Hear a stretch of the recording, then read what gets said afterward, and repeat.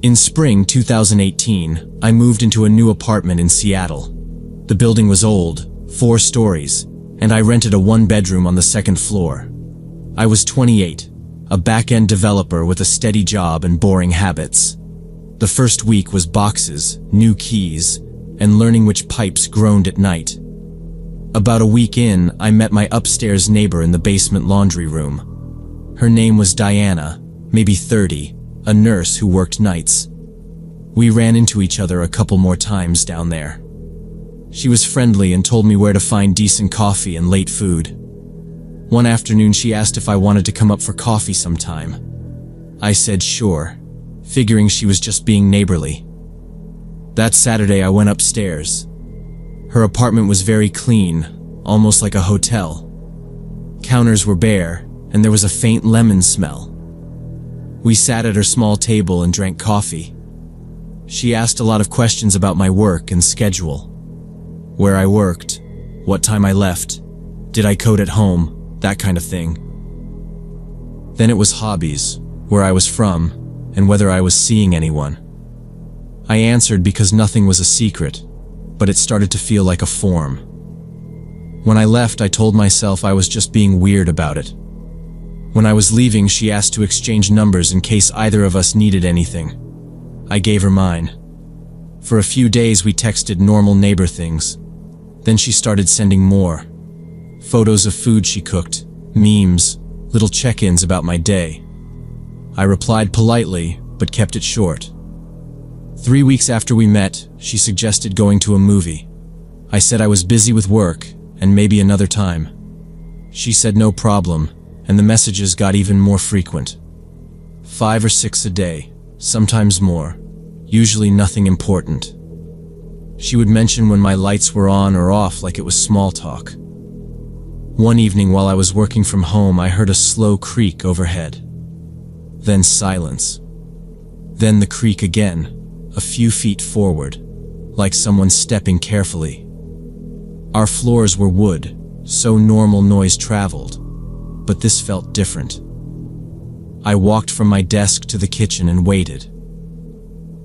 A few seconds later, I heard the same slow step above the kitchen. I went to the bathroom and heard it above the bathroom. I tested it a couple times that night, moving in short bursts to check. Each time the steps followed, slow and deliberate. After that, it happened every evening. If I sat still, there was nothing. If I shifted a little, I heard the faint response above me. I kept my replies to her texts even shorter. Sometimes she texted right after the creaking stopped, asking what I was making or watching. One morning I found a note slipped under my door. It said, in neat handwriting, "I know you feel this connection between us too." It also said it was not a coincidence we ended up in this building. I decided to talk to her directly so nothing would get twisted. I went upstairs and knocked. She opened with a big smile like we shared a joke. I told her I appreciated the friendliness, but I wanted more distance with neighbors. I kept it simple and clear. Her face changed fast. The smile dropped and her eyes went flat. "You do not understand what you are missing," she said, and then she closed the door. That night the creaking did not stop until 4 in the morning. I know because I watched the clock and tried not to move. Every time I shifted in my chair, something shifted above me. At 2, I put in headphones to drown it out. It did not help much. At 6, I messaged my boss and took the morning off. Next day, I went to the manager. I gave him the note, explained the rest. He read it twice and said Diana had already complained that I was stalking her, knocking on her door at night, and sending inappropriate messages. He slid a copy of her complaint across the desk, dated yesterday. My name and unit were listed with a clean set of claims: late night knocking, leering in the stairwell, persistent messages. I felt my face go hot. I unlocked my phone, opened our thread, and handed it to him. Every message was hers. Mine were short and neutral. "Thanks. Sounds good. Have a good shift." I scrolled through the week so he could see gaps and timestamps. He read quietly, then nodded and took photos for the file. "I'll look into it," he said. "Don't contact her. If she reaches out, keep it documented." "I haven't contacted her except to set a boundary," I said. "And this." I slid the note across his desk, found it under my door. He compared the handwriting to her rental documents and sighed. He didn't promise anything, just said he'd speak to other residents and pull the camera footage from the halls. I went back to my place and tried to move less. That night the creaking returned, slower and spaced out, like pacing in short lines. I left the TV on low and waited for morning. A week later, a moving truck showed up. I saw boxes in the hall by her door and kept walking. The older neighbor from the third floor, the guy who feeds the alley cats, caught me by the stairs and said she was leaving. He'd overheard the manager asking for her keys and going over the checkout list. I didn't celebrate. I just stayed out of sight and kept to my floor. That evening I ran into the manager by the mailboxes. He looked tired. "We asked her to move," he said. "After reviewing your texts and talking to the neighbors above and below, it matched some previous concerns." "Previous where?" I asked. "Her last building," he said. "Different neighborhood." I called their manager. There were reports. She filed harassment complaints against a male neighbor who, from their records, hadn't done anything. It escalated to welfare checks and a restraining order request that was denied. It burned a lot of time. He didn't share private details, just the pattern. Heavy attention, then a flip when she felt rejected. He said the tenant below me had heard the late-night pacing. The cameras showed me coming and going at normal hours, no midnight visits to her door. He told me she'd argued when confronted and then agreed to move rather than take a formal violation. I asked if there was anything else I needed to do. "Keep everything," he said. "If she contacts you from a new number, send it to me." Later, the older neighbor said something that stuck. People believe the first story they hear. He wasn't blaming me. He said to document everything, always. He'd heard from a friend near her old place that the guy she accused there lost his relationship over it. I don't know if that was true, but it was enough to make me lock my door and leave my phone on the table. When the truck pulled away, the building went back to normal. Just doors, mail, quiet hallways. But I still found myself listening for the soft roll of a step over my head and feeling my shoulders tense before I remembered she was gone. I still flinch when a floorboard pops in my apartment. I had the locks changed even though she was gone, not because I thought she had a key, but because sleep was easier after. For months I checked the lobby before going in or out, standing by the glass until I was sure she wasn't there.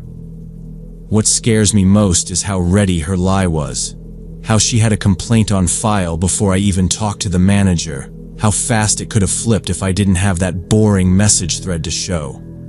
The manager said she moved to a different part of the city and didn't know where. I think about that sometimes when a new tenant moves into any unit above me, and I hear a chair drag or a step that pauses in the wrong place. I wonder if she found a new building, a new neighbor to focus on. I wonder if that person knows to document everything, to save every message, to keep conversations in hallways, and to never open the door when she knocks.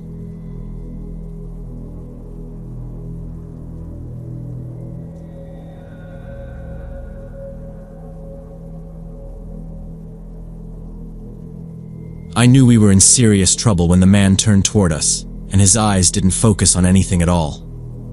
That happened on a hot August evening in 2019 when I was 15. Me and two friends, Jacob and his younger sister Marisa, were skateboarding near the old railroad bridge on the outskirts of town.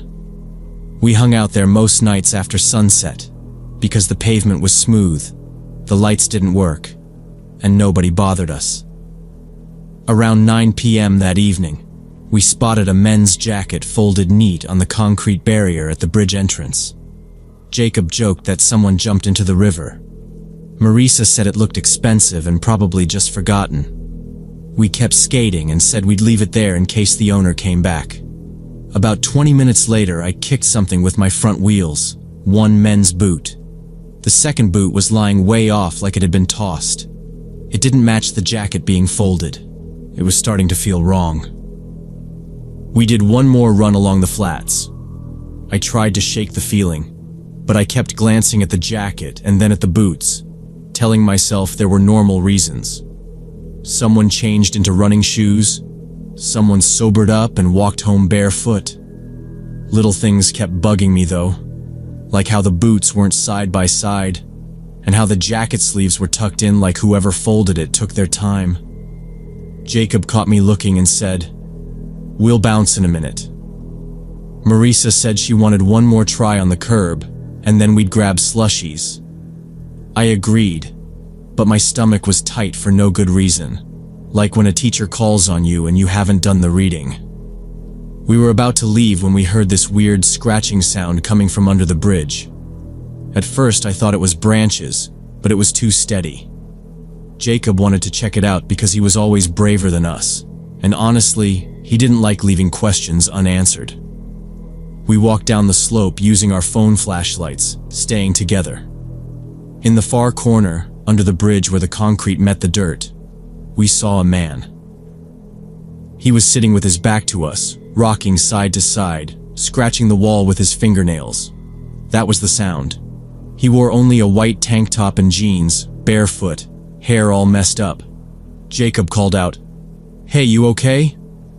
Not loud, just normal. The man slowly turned around and I saw his face, unshaven with glassy eyes that looked through us like we weren't there. His pupils didn't land on anything. He started laughing, this high, thin laugh that didn't fit his body. Then he stopped like a switch flipped, dropped down, and started crawling toward us on all fours, fast, making these wheezing sounds. It wasn't like a prank. His hands slipped on the concrete and he didn't even register the pain. I said, "Back up."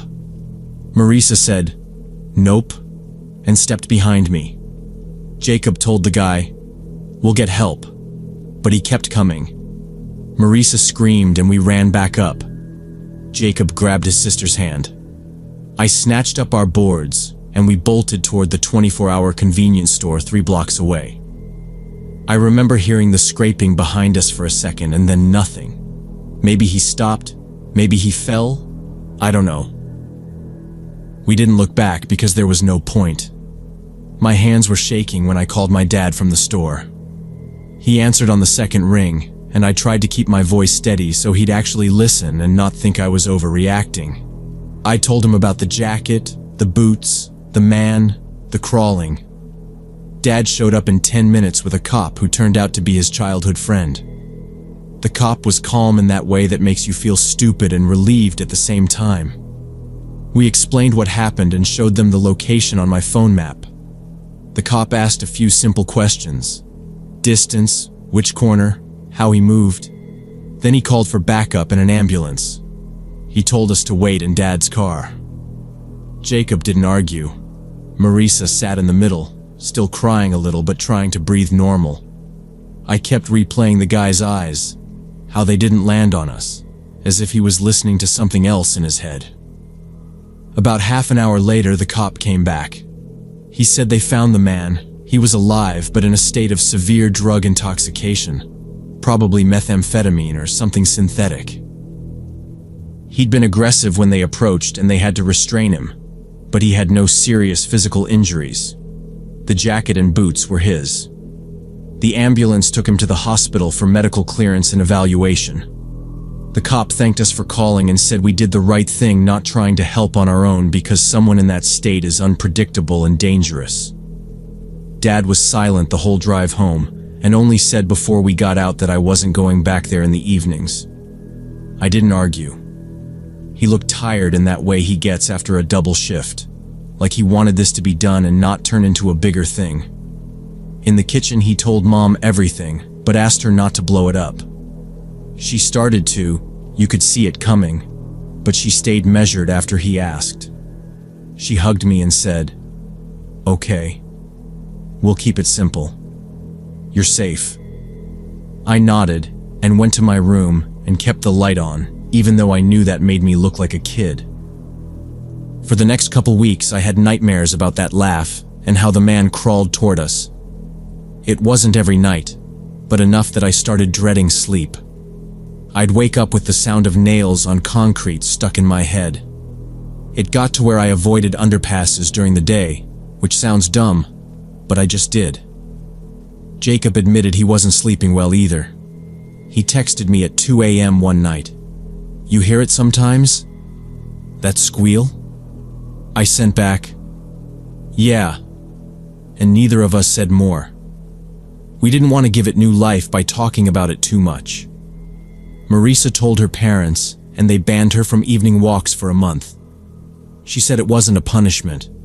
They were scared and didn't want to gamble. She didn't fight them on it.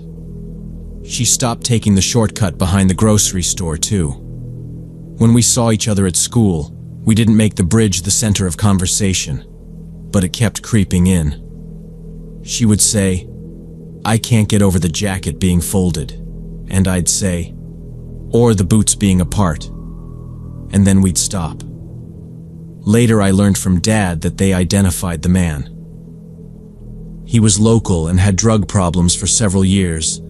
His family tried to get him treatment, but he kept relapsing. Dad said the family sounded worn out, not uncaring, just exhausted. After that incident, they sent him to mandatory rehab. I don't know if it helped. Dad didn't either. He said those programs can work, but only if the person really wants it and has support. I remember feeling two things at once. Relief that he wasn't dead under there, and this heavy, dull guilt like maybe we were talking about him like a story when he was still a person trying to get by and failing at it. We never skated at that bridge again, not even during the day. No one said we couldn't in daylight, but none of us suggested it. We switched to the school parking lot and then to a park where there were always people around. It wasn't as smooth, it wasn't as fun, but we knew the trade. Once, a month after, Jacob said, "We could hit the old spot quick before sunset," and then he trailed off and shook his head. I said, "Park's fine," and that was that. We didn't make a pact or anything. We just moved on because moving on seemed smarter than pretending it hadn't happened. 6 years passed, and I still flinch when I hear scratching sounds. It's not constant or anything.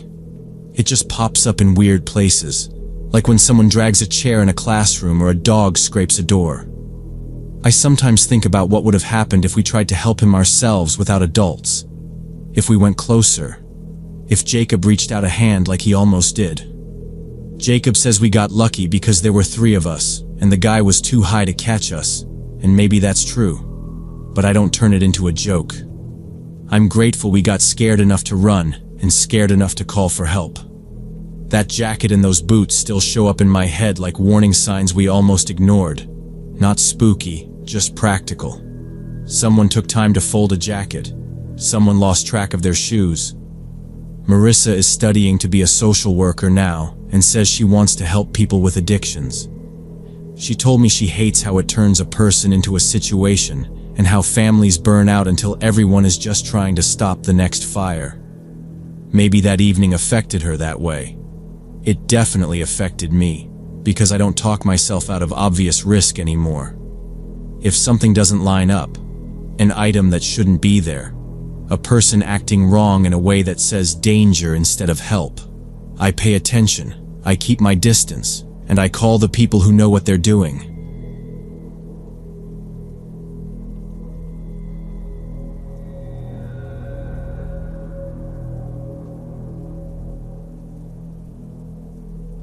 I was 14 and in 8th grade when this happened. I lived in a quiet neighborhood with parks and bike paths where kids could hang out until dark without anyone worrying much. That Sunday in late April, I met my 2 friends, Kate and Ashley, to go rollerblading in the big park near school. We had a favorite route along the waterfront with smooth asphalt where we spent hours practicing little jumps, and just talking about dumb school stuff. We got there around 2 in the afternoon, and the park was busy. It started normal, the way good days do. We took turns trying to do a spin near a bench, and I almost fell and everyone laughed. We talked about a math quiz, about a guy in 9th who'd been suspended for vaping, about how my mom still made me wear wrist guards. Nothing dramatic. We were going to loop the long path again and then grab our bikes from the exit and maybe get slushies. That day, though, Ashley and I got into an argument over something stupid. She said something mean about my new haircut, like, "It looks like you let your brother do it," and I snapped back way too fast. I said she was just mad her parents wouldn't let her dye her hair, which was unnecessary. It escalated from there in that weird, quiet way where you're both smiling but not really. Kate tried to make peace, saying, "Guys, stop. It's not a big deal." But Ashley got mad for real and said she was going home. I was annoyed too and decided to skate a different route until I cooled off. They headed toward the park exit where we'd left the bikes, and I rolled the opposite way. There were tennis courts and a playground in that section. Fewer people. Some parents with small kids, one older couple on a bench. I skated circles for about 20 minutes, practicing small hops over the curb and timing my turns. I kept rewinding the fight in my head and planning one of those apologies that isn't really an apology. On maybe the 4th loop, I noticed a man by a tree looking my way. I didn't think much of it. People watch skaters all the time. I did another loop and he was still there, only now he stood closer to the path. Hands in his pockets, not moving. He looked middle-aged, maybe 40, wearing a tracksuit and a cap like any regular park guy. But the way he stared without blinking made something go tight in my stomach. I decided to head back to the main exit where Kate and Ashley would be. I turned and started skating the other direction. I glanced over my shoulder and saw him step onto the path behind me. He kept a distance of about 30 feet, matching me. My heart sped up and I pushed harder, but the asphalt there was bumpy, and you can't fly on rollerblades over that. I tried to keep steady speed without catching a wheel on a crack. I listened for him and heard nothing, which somehow felt worse. I didn't want to stop and unlace, because then he'd close the gap in seconds.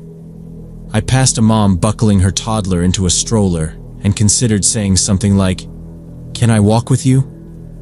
But I pictured her confused face and me sounding dramatic, and I kept going.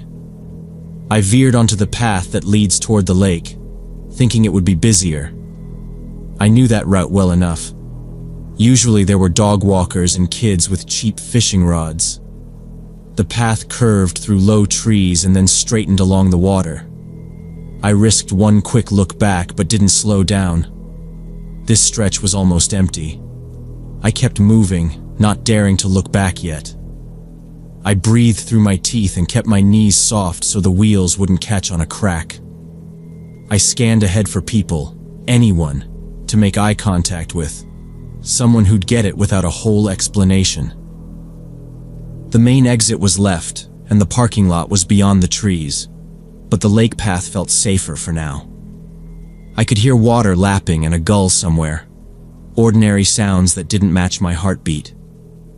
Just a couple of fishermen sat far away by the water, their backs to me, focused on their lines.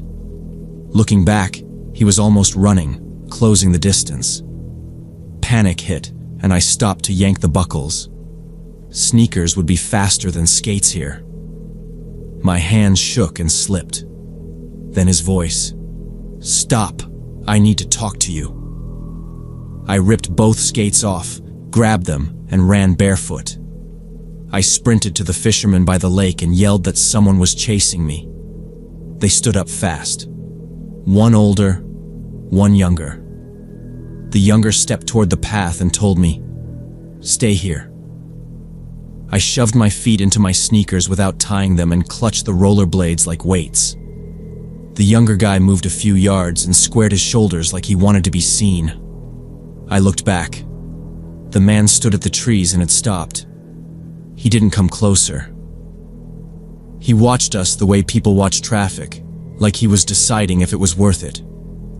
"Do you know him?" the younger asked, eyes on path. I said no, and explained between breaths that he followed me from the playground and sped up when I did. My voice shook, stuck on the cap and tracksuit. The older said he'd call police, asked my name, age, parents. While he talked to the dispatcher, the younger called out, "Hey man, she's with us. Park's busy. What do you want?" The man didn't answer. He stepped twice and slipped into the bushes. My stomach dropped. Losing sight felt worse. The older kept me close and asked officers to lake. Police arrived about 10 minutes later.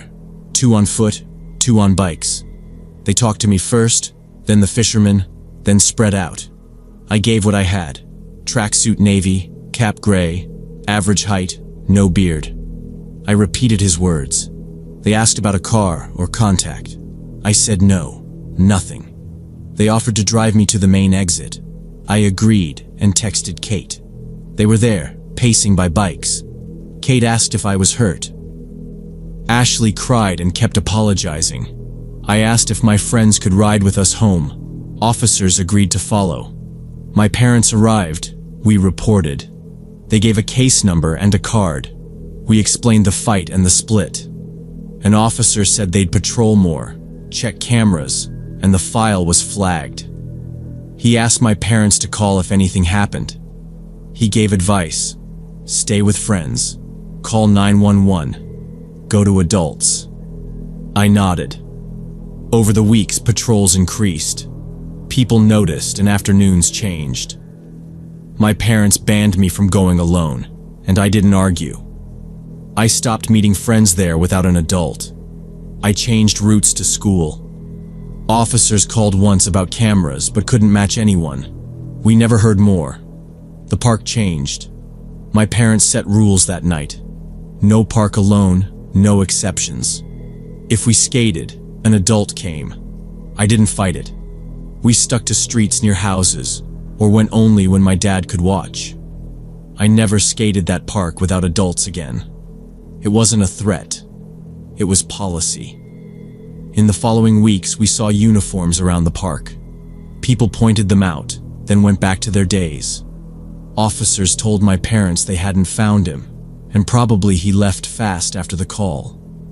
They took a few more statements from others. Nothing helpful. Then the weeks passed. I still replay that afternoon. If I hadn't run to those fishermen, I don't know where it ends. People say trust your gut. Fine, do it. A regular-looking man told me to stop, and I didn't. Now I carry a checklist. Look, leave, ask help, and don't apologize for it.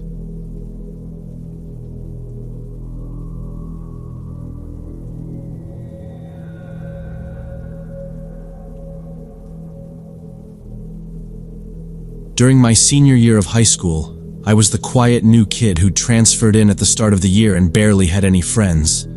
I kept my head down because it was easier. I ate in the library, sat at the end table near the old computer nobody used, and tried to look busy so the librarians didn't ask questions.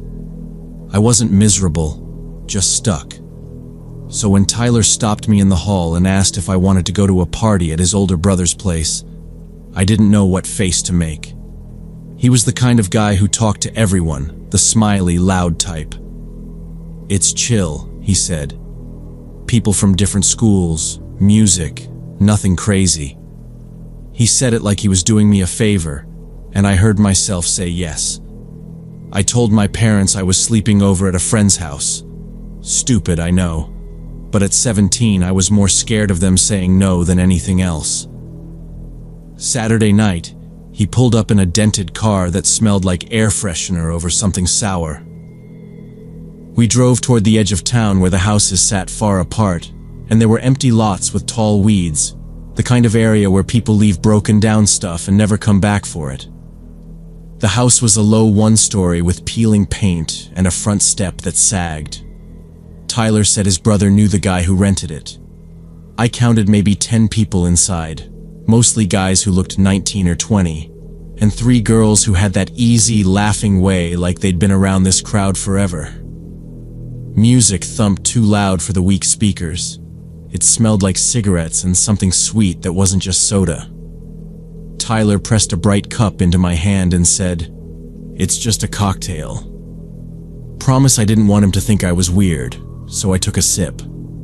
It tasted like melted candy and rubbing alcohol. I stuck near the wall at first, pretending to text. A tall guy tried to pull me into a conversation about a band I'd never heard of. I nodded and laughed when he laughed and kept sipping because it gave me something to do with my hands. About 30 minutes in, my head started buzzing too hard for 1 cup. I've been tipsy before, never like this. My eyes felt like they were sliding off the room.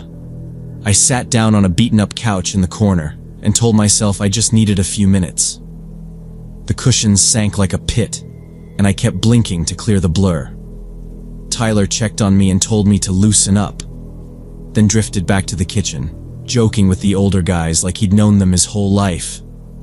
I tried to track the clock on the microwave, but the numbers doubled. One of the girls with shiny hair laughed at something near the sink, and I remember thinking I should ask her name just to have a normal person to talk to. I didn't stand up. Tyler came back and dropped onto the couch beside me, too close. His arm went around my shoulders. I thought it was for balance until his hand slid down and rested on my knee. I moved my leg and he followed it, pressure firm like a test. "I'm good," I said. I tried to make it light, like a joke. He just grinned and squeezed a little. Then another guy I didn't know sat on my other side, pressing me deeper into the cushions. He was older maybe, with a hat pulled low. He started touching my arm, like casual at first, fingers smoothing up toward my shoulder and back down, then lower to my waist. The room tilted. I pushed at Tyler's wrist, careful at first, then harder when he didn't move. "I need air," I said, or I think I said it. The words came out wrong, like my mouth wasn't synced up. "You're fine," someone said. It might have been the guy in the hat. Someone else laughed. Tyler told me to relax, that I was being uptight, that I'd have more fun if I stopped overthinking. I tried to stand, and my legs felt like they belonged to someone else. My knees slid, and I sat down again too fast. Hands found me like they'd been waiting, one at my thigh, one at the side of my ribs. The couch swallowed my hips and I couldn't get leverage to push up. I said, "No, I'm serious." And it sounded small, like a kid arguing bedtime. It hit me then, not like a thought, but like a cold snap. They'd put something in my drink. I scanned for my cup, for anything, but the edges of the room were going dark and the faces were too bright in the middle, stretched and close. The music felt far away, then close, then far again. The guy in the hat said something about how I needed to chill. Tyler kept his arm heavy across me. More hands. A palm flat on my stomach through my shirt. Fingers hooking under the hem like they owned it. I tried to shove them off in pieces. Wrist, elbow, a knuckle. Like if I could peel one away, the rest would stop. "Stop," I said. I remember hearing myself. I remember how quiet it sounded under the bass. Someone shushed me. Someone else said, "She's fine." My head rolled against the back of the couch and I caught one of the girls looking. She was the one from the kitchen with the shiny hair, a plastic cup in her hand, lip gloss too bright. Our eyes met for a second. She took in the scene, me pinned, their hands. And her mouth did this little uncertain line, like she knew exactly what this was and didn't want to be in it. I held her eyes as long as I could. Then she looked away and turned back to her friend, talking like nothing was happening. Panic rose up inside me, and I used the last of my strength to bite Tyler's hand when he tried to cover my mouth. He yelled and jerked away, swore, called me crazy. I used that second to shove at the couch and slip down to the edge. My shoes slid on the sticky floor, but I got upright and went for the door. Someone grabbed the back of my jacket and I twisted so hard the zipper burned my neck. I hit the hallway wall, bounced off, and ran. I heard, "Get her," and a crash behind me, but I was already shoving the front door with my shoulder. It stuck, then gave. The air outside felt cold and thin. I almost fell off the steps. I ran along the road, not fast, more like lurching, using the ditch line as a guide. I kept thinking if a car came and slowed down, that would be worse. So I cut across a patch of gravel and stayed by the mailbox posts. My legs were rubber. I tasted metal. I didn't know which way town was until I saw the glow up ahead, and a sign I recognized from rides with my mom, 24-hour gas station. I aimed for it. A guy at a pump watched me come in with my hair stuck to my face. He asked if I was okay, and I said yes too fast. Inside, the cashier's eyes went wide, and he asked if I needed help. I said, "I need to call someone," and he slid his phone across the counter without asking anything else. I called my brother because he wouldn't tell our parents first thing.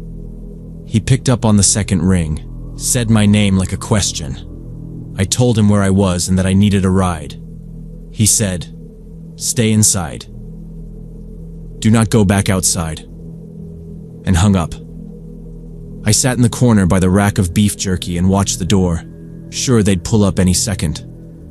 The cashier offered me water, and I took one sip and almost threw up. 20 minutes felt like 5. My brother came in with his hoodie on over pajama pants and took one look at me. He didn't ask much in front of the cashier. He put an arm around me and guided me out. In the car, he kept glancing over. His jaw was tight. "What happened?" he asked, soft. "I got sick at the party," I said. It was automatic. I stared at the floor mat and forced my knees to stop shaking. He knew it was a lie. He didn't push it on the drive. He got me to his place, put me on the couch, brought me a trash can and a blanket, and sat on the armrest like a guard. The next day, I slept until noon and woke up nauseous. My mouth was dry, and my head felt hollow. My brother made toast and set it in front of me and didn't let me dodge with jokes or shrugs. He said, "You need to tell me," and waited. When I said what happened with the drink and how they ignored me saying no, he put his hands on his knees and stared at the floor like he was counting to 10. Then he said, "We had to go to the police." I said no. I said I didn't want our parents to know about the party or the alcohol, and I didn't want to sit in a room and repeat the whole thing to a stranger and then have them call me irresponsible for going there in the first place. He said that wasn't how it worked. I said maybe not, but I couldn't handle it. We went in circles. He was angry, not at me, at them, and at the idea that they'd get away with it. I told him I just wanted to be home. He said, "I won't tell Mom and Dad for now, but you need a plan." We agreed on remote learning for the rest of the year. He emailed the school counselor from my account while I sat next to him and nodded. When Tyler texted me that night, "You good?" I blocked him, and then blocked the unknown numbers that followed with jokes and a video request, and a "LOL you were wild." I'm 19 now and in college in a different city. I'm in therapy. I still don't go to house parties, and I watch every drink, even with people I trust. I never told my parents what happened that night because I don't want to see their faces turn into something I can't undo, and because a part of me still thinks they'll ask why I went. Some days I think about filing a report anyway, just to have it down somewhere official, their names on paper, even if nothing comes of it. Other days I focus on class and laundry and appointments and pretend it was just a bad night that ended. It wasn't. But I'm still moving. And for now, that's what I can do.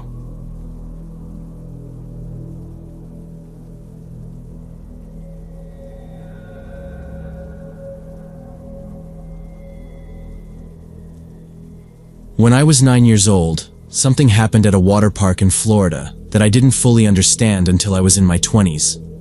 Every summer back then, my family would drive down from New Jersey to visit my grandmother in Tampa for 2 weeks. July 2007 was the year my parents decided to take us to this new place called Wave Park, a huge complex with dozens of slides and pools. My little sister Emily was 6, and my cousin Marcus, who was 11, came with us. We got there early and spent the whole morning running around trying different attractions, and my dad kept saying to stick to the plan, meet back by the kiddie area if we got split up. After lunch, Marcus said he was tired of the slides and wanted to float on the lazy river, so we grabbed inflatable tubes and let the current carry us through artificial caves and waterfalls. We went around twice, bumping into each other and laughing, before Marcus said he needed to use the bathroom. The restrooms were in a separate building past the lounge chair area. Marcus went inside and I waited outside with our tubes because I didn't want to lose them. I remember standing there, dripping, trying to balance both tubes and not block the doorway. People kept walking by with trays of nachos and frozen lemonades. A lifeguard blew a whistle somewhere behind me. Nothing felt weird yet, just crowded and loud. I glanced toward the kiddie area where Mom and Aunt Sarah had planted themselves under a shade umbrella, and I thought about heading that way. Then I figured Marcus would come right out and we'd go back to the river. He was usually fast. A woman around 40 walked up wearing a blue polo with the Wave Park logo. She had a lanyard and a key card, the kind of stuff employees wore, and she smiled like she already knew me. "You look a little lost," she said. I told her no. I was waiting for my cousin. She said she'd seen my mom looking for me near the main entrance, and if I wanted, she could take me there right now. It wasn't far. I hesitated because my mom knew we'd gone to the lazy river. The woman's expression tightened just a little, and she said something had happened with Emily, and we needed to hurry. That scared me enough that I said, "Okay." I didn't drop the tubes. I hooked my elbows through them because I didn't want to get yelled at for leaving park property lying around. We started walking, but instead of going toward the visible paths, she cut us into these service corridors between buildings where there were no other guests, just dumpsters and the backs of concession stands. "Why are we going this way?" I asked. "Faster," she said, not looking back. I kept up because Emily was the word that kept repeating in my head. I figured maybe Emily had fallen, or thrown up, or something simple but urgent. I didn't really know. About a minute later, we reached a metal door marked "Staff Only." The woman pulled out the key card and beeped the lock. The door popped and she pushed it open with her shoulder like she'd done it 100 times. Cool air spilled out. I stopped on the threshold. Inside was a plain concrete hallway, fluorescent lights, exposed pipes, no people. It didn't look like anything a guest should be in. I said, "I don't feel comfortable going in there." My dad's voice was in my head about not going out of sight with strangers, even if they wore a shirt with a logo. She reached back and grabbed my hand, not gently, and started to pull me toward the doorway. "Your mom is right around the corner," she said, and her voice wasn't smiling anymore. The tubes bumped my legs, and I dug my heels into the wet concrete. I said, "Can you get her to come here?" She gave my hand a harder yank. I remember thinking I'd drop the tubes and run, but my fingers wouldn't let go. That's when Marcus came out of the bathroom and yelled my name. His voice was sharp, the way he yelled when we played tag, and he actually meant it. The woman immediately let go of my hand, turned, and walked fast the other way along the service path. She didn't look at us. She just kept her head down and cleared the corner of a building in like 3 seconds. By the time I thought to follow, she was gone. Marcus jogged over and looked at the staff-only door. "Who was that?" he asked. I said she worked here, I thought, and she said Mom was looking for me. He frowned. "Mom's not at the entrance." I explained the part about Emily and how the lady said we had to hurry. Marcus shook his head in this hard, grown-up way he did sometimes. "Let's go now," he said. He took one of the tubes off my arm so I could move faster, and we started running back the way we'd come, cutting past the shade umbrellas and the ice cream stand, staying in the open with other families around. We reached the kiddie area in less than a minute.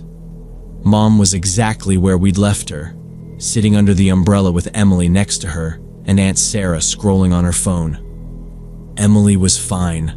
She was eating animal crackers and had the crumbs stuck to her mouth. We talked over each other, me and Marcus, telling Mom about the woman, the uniform, the key card, the hallway, all of it. Mom didn't interrupt or ask us to slow down. She just stared at our hands where the tubes had rubbed my skin red, and then up at the staff-only building in the distance. When we told her what happened, her face went white. Security radioed someone and 2 officers walked us past the snack stands to a little office with a humming AC unit and a desk covered in lost and found bracelets. They sat me down and asked me to start from the moment Marcus went into the bathroom. I told it straight. Blue polo, logo, lanyard. The way she said Emily's name. The hand on my wrist. "Describe her," one of them said, clicking a pen. Short red hair, freckles across the nose, about 5'7", maybe a little taller than my mom. I guessed her age around 40. They nodded without reacting and pulled out a binder. It had printouts of every female staff member on duty that day. I went page by page. I didn't recognize any of them. I said that felt crazy because I was sure she worked there. That's when the older officer told us something that made my mom lean in. The park sold child-sized employee polos in the gift shop as souvenirs, but they didn't stock adult sizes there. "Adults get theirs from HR," he said. "If you saw a full uniform, someone either borrowed it, stole it, or bought a fake." They brought up camera feeds. The angle where I'd been standing outside the bathroom wasn't covered. You could see the lazy river entrance, but the bathroom walkway had a blind spot. The only footage they had showed the back of me walking with a woman toward the service area. The freeze frame looked like us, but her face was turned, half hidden by a concrete pillar. One of the officers tried sharpening it. It stayed a blur. He printed a still anyway and clipped it to the report. "This helps establish direction," he said, like that meant something to me. Police came in about 30 minutes later.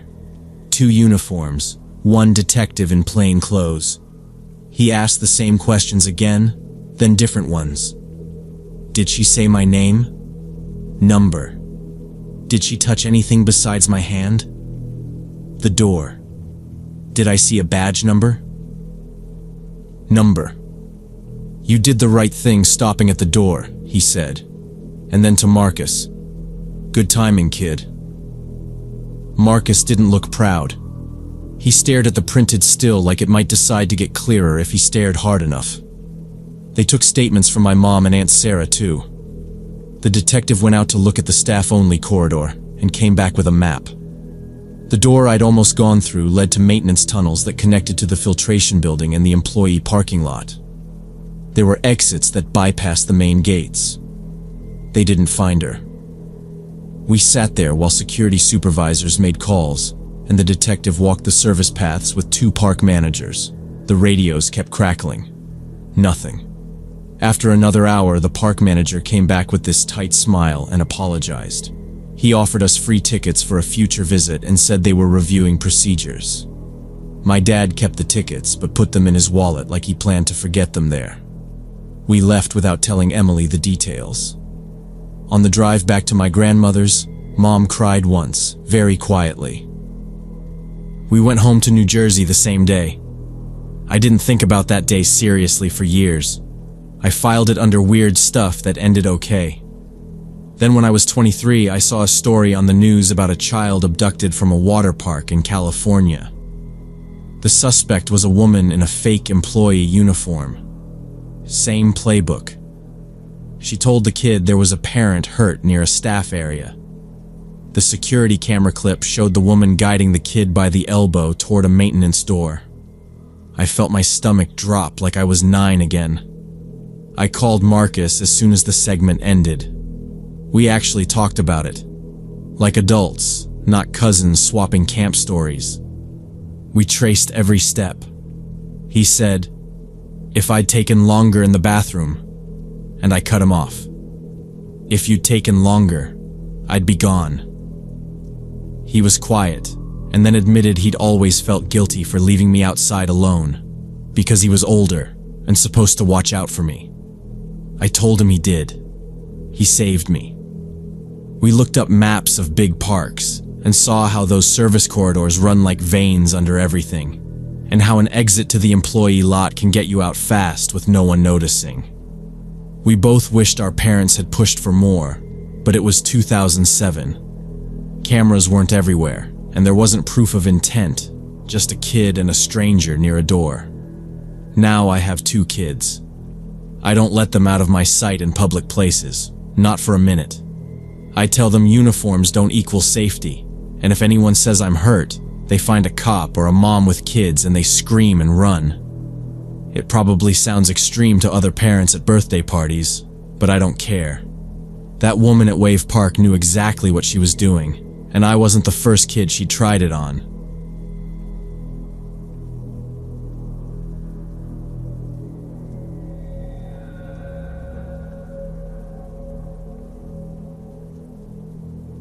This past February, my kids and I had to temporarily move out of our house because of a serious pipe leak and the repairs that followed.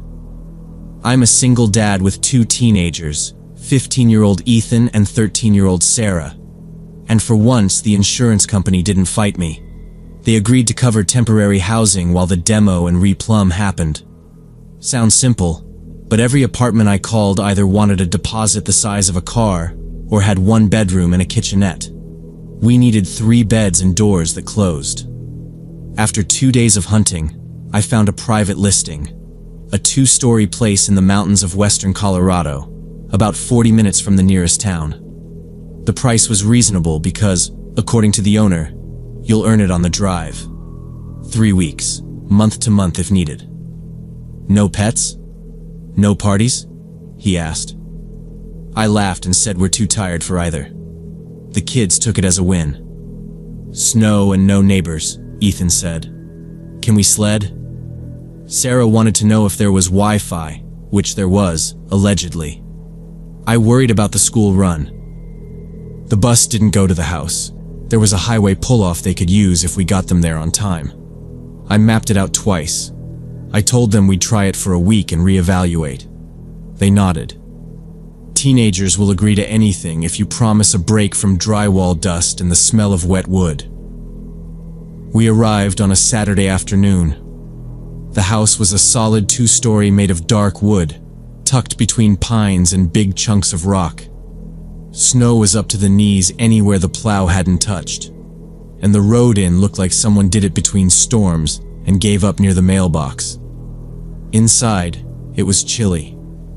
The heaters worked though, and after a few minutes of groaning and clicking, they breathed warm air. The place was furnished like a rental. Sturdy couch, wobbly end table, a TV that might have survived 3 moves, but nothing looked broken. The kids staked out rooms upstairs.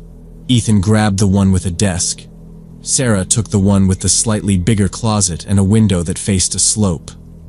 I took the downstairs bedroom because of my back and because I like being near the front door. We unpacked enough to live. Clothes, chargers, some kitchen stuff, and ate dinner from a cooler, pasta and jarred sauce. The stove worked. Small victory. By 9:30, the house felt settled. Sarah showered and came down in a hoodie, wet hair leaving dark spots on the fabric. Ethan asked where the bus stop was again, and I showed him on my phone. We leave at 6:15, I said. He made a face but didn't argue. At 10, they headed upstairs. Good night, Dad. Good night, love you, I said back. I stayed in the living room, sitting on the edge of a box, answering a few work emails I'd ignored all day. My laptop barely held a charge, so I kept it plugged in and told myself not to fall asleep there. Around 10:30, I heard a sound outside. It was the crunch of snow, slow and heavy, like someone putting weight down carefully. I glanced at the living room window. It was just black glass with my face in it.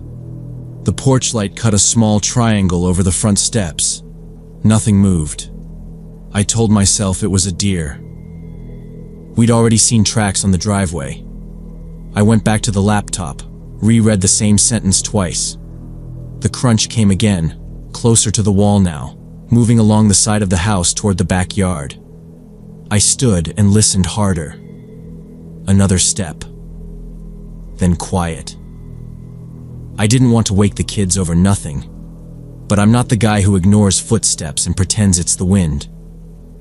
I grabbed the flashlight from the entry table, slid the back door bolt, and stepped onto the small rear porch. The cold hit fast.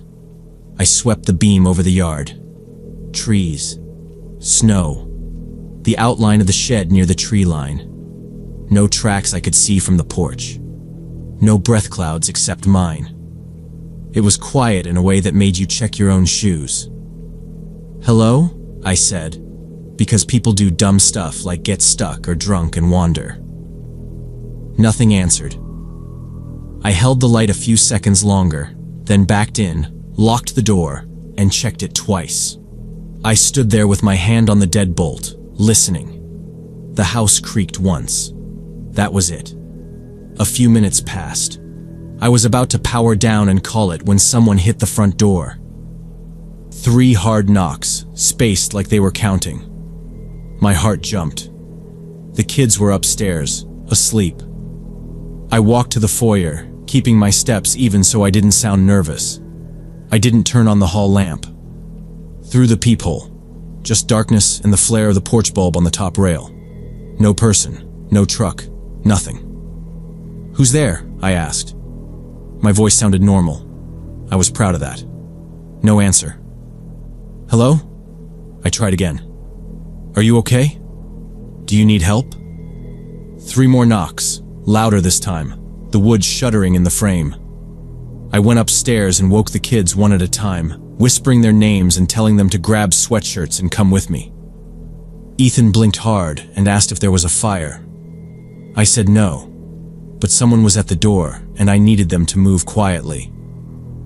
We went down together and I put them in the first floor bathroom and locked it from the inside with them. Through the door, I told them to sit on the rug and keep their phones silenced. I cracked the door to look toward the foyer and listened. The footsteps shifted on the porch again, then slid along the siding like someone trying to see into the windows. I called out, asking who it was and what they wanted. No answer, just the sound of boots moving from the window to the corner post and back again. I pulled my phone and dialed 911, kept my voice steady, and gave the address the owner had texted earlier. I told the dispatcher we were in a remote rental and someone was knocking hard and now prowling the porch. She said a unit was coming but the roads were bad and it would be at least 25 minutes. While I was answering her questions, something slammed the front door. It was a heavy hit, not a hand, and wood cracked loud enough that Sarah gasped from the bathroom. I told the kids to stay put and told the dispatcher the door had been struck. She said to move to a room without exterior windows if possible and to keep the line open. I asked again who it was and said the police were coming. Another blow landed, then a scraping metal sound against the lock area like a pry bar to the latch. The deadbolt rattled and held. I moved to the side of the hallway where I had some cover and told the dispatcher exactly what I was hearing. The steps paused and I heard a low grunt, then the metal sound again. I pictured a crowbar wedged where the wood had already split. The door frame creaked. I felt the bathroom door behind me as I backed up and decided we needed to change rooms right then. I opened the bathroom and told them we were going to the far bedroom, the one with the dresser we'd pushed earlier for space. Ethan nodded, grabbed Sarah's wrist, and we moved fast down the short hall. I shut the bedroom door, turned the lock, and we dragged the dresser across the floor until it wedged tight. The impacts kept coming, 5 or 6 more hits, spaced like someone catching their breath between swings. Each one sent a vibration through the floor that we could feel under our feet. We sat on the far side of the bed in the dark, phones in our hands, not talking. The house went quiet except for the faint hum of the heater. The quiet stretched too long. I told the dispatcher I couldn't hear anything anymore, and she said the unit was close. I listened for footsteps, engine noise, anything. Nothing. We waited like that until red and blue light washed faintly across the ceiling and a voice outside shouted, "Sheriff's office." I left the kids in the room and went to meet the deputies. The front door looked like it had been smashed with a sledge. Deep dents, a split along the strike plate, and a gouge where metal had pried.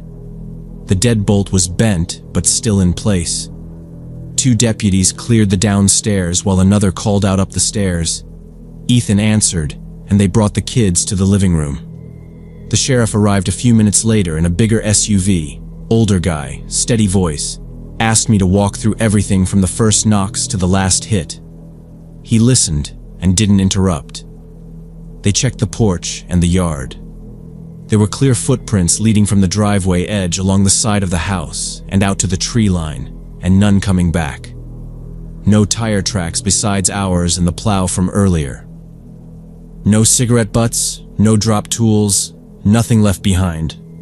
The sheriff said it could be local. Someone who knew the place stayed empty most winters and saw our lights. He said sometimes people come up looking for copper or looking for a place to crash, and they get bold when they think nobody's home. It didn't explain the persistence or how they disappeared into the trees. He recommended we stay with family or move to town while they did extra patrols. I told him we'd pack at first light. He gave me a case number and his card and said to call if we heard anything else that night. The deputies offered to wait outside while we tried to sleep. We didn't. We packed what we could and left right after sunrise, dropped the key in the lockbox like the owner asked, and rented a short-term place in town. The attacker was never found, and the door never made another sound in my dreams. But I still watch windows now, and I still answer knocks like they might be a test.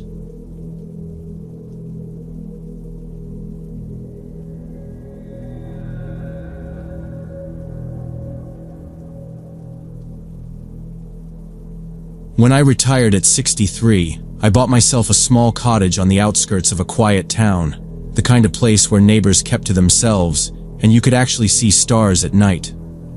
The place wasn't fancy, but it felt right the second I saw it.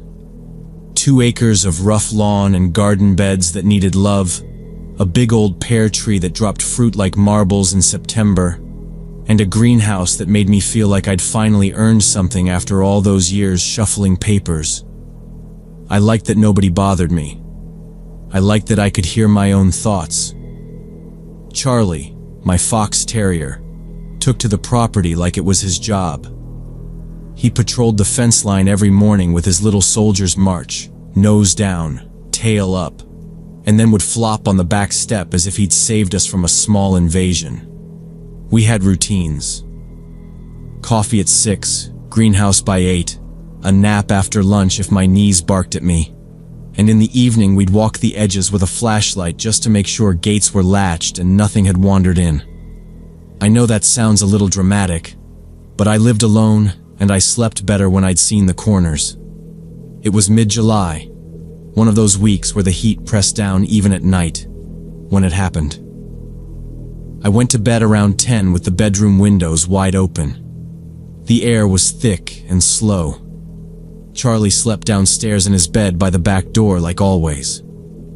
I woke up to Charlie barking like I'd never heard him bark before. He's a talker, sure, but this was aggressive, fast, almost a warning bark stacked on top of itself. It came from downstairs. I swung my legs out of bed and felt that heavy heat hit me again, and I remember thinking, fine, I'm coming. I turned lights on as I went. Hallway, landing, first step creaking because it always does. and when I hit the bottom, Charlie was at the back door, nails scratching the wood hard enough to leave marks, growling at whatever was past the glass. I glanced at the yard, expecting that white splash of the motion light, but it was dark. That light is touchy. It turns on when a moth sneezes. It was off now, which made no sense if something was moving out there. I said, "What are you on about?" More to keep my voice steady than anything, and reached into the kitchen drawer for my flashlight. Habit. I clicked it once to make sure the batteries were good, unlatched the back door, and stepped onto the patio with Charlie. He shot forward like he'd been waiting for permission and tore across the lawn toward the greenhouse. I swung the beam after him, and that's when I saw it.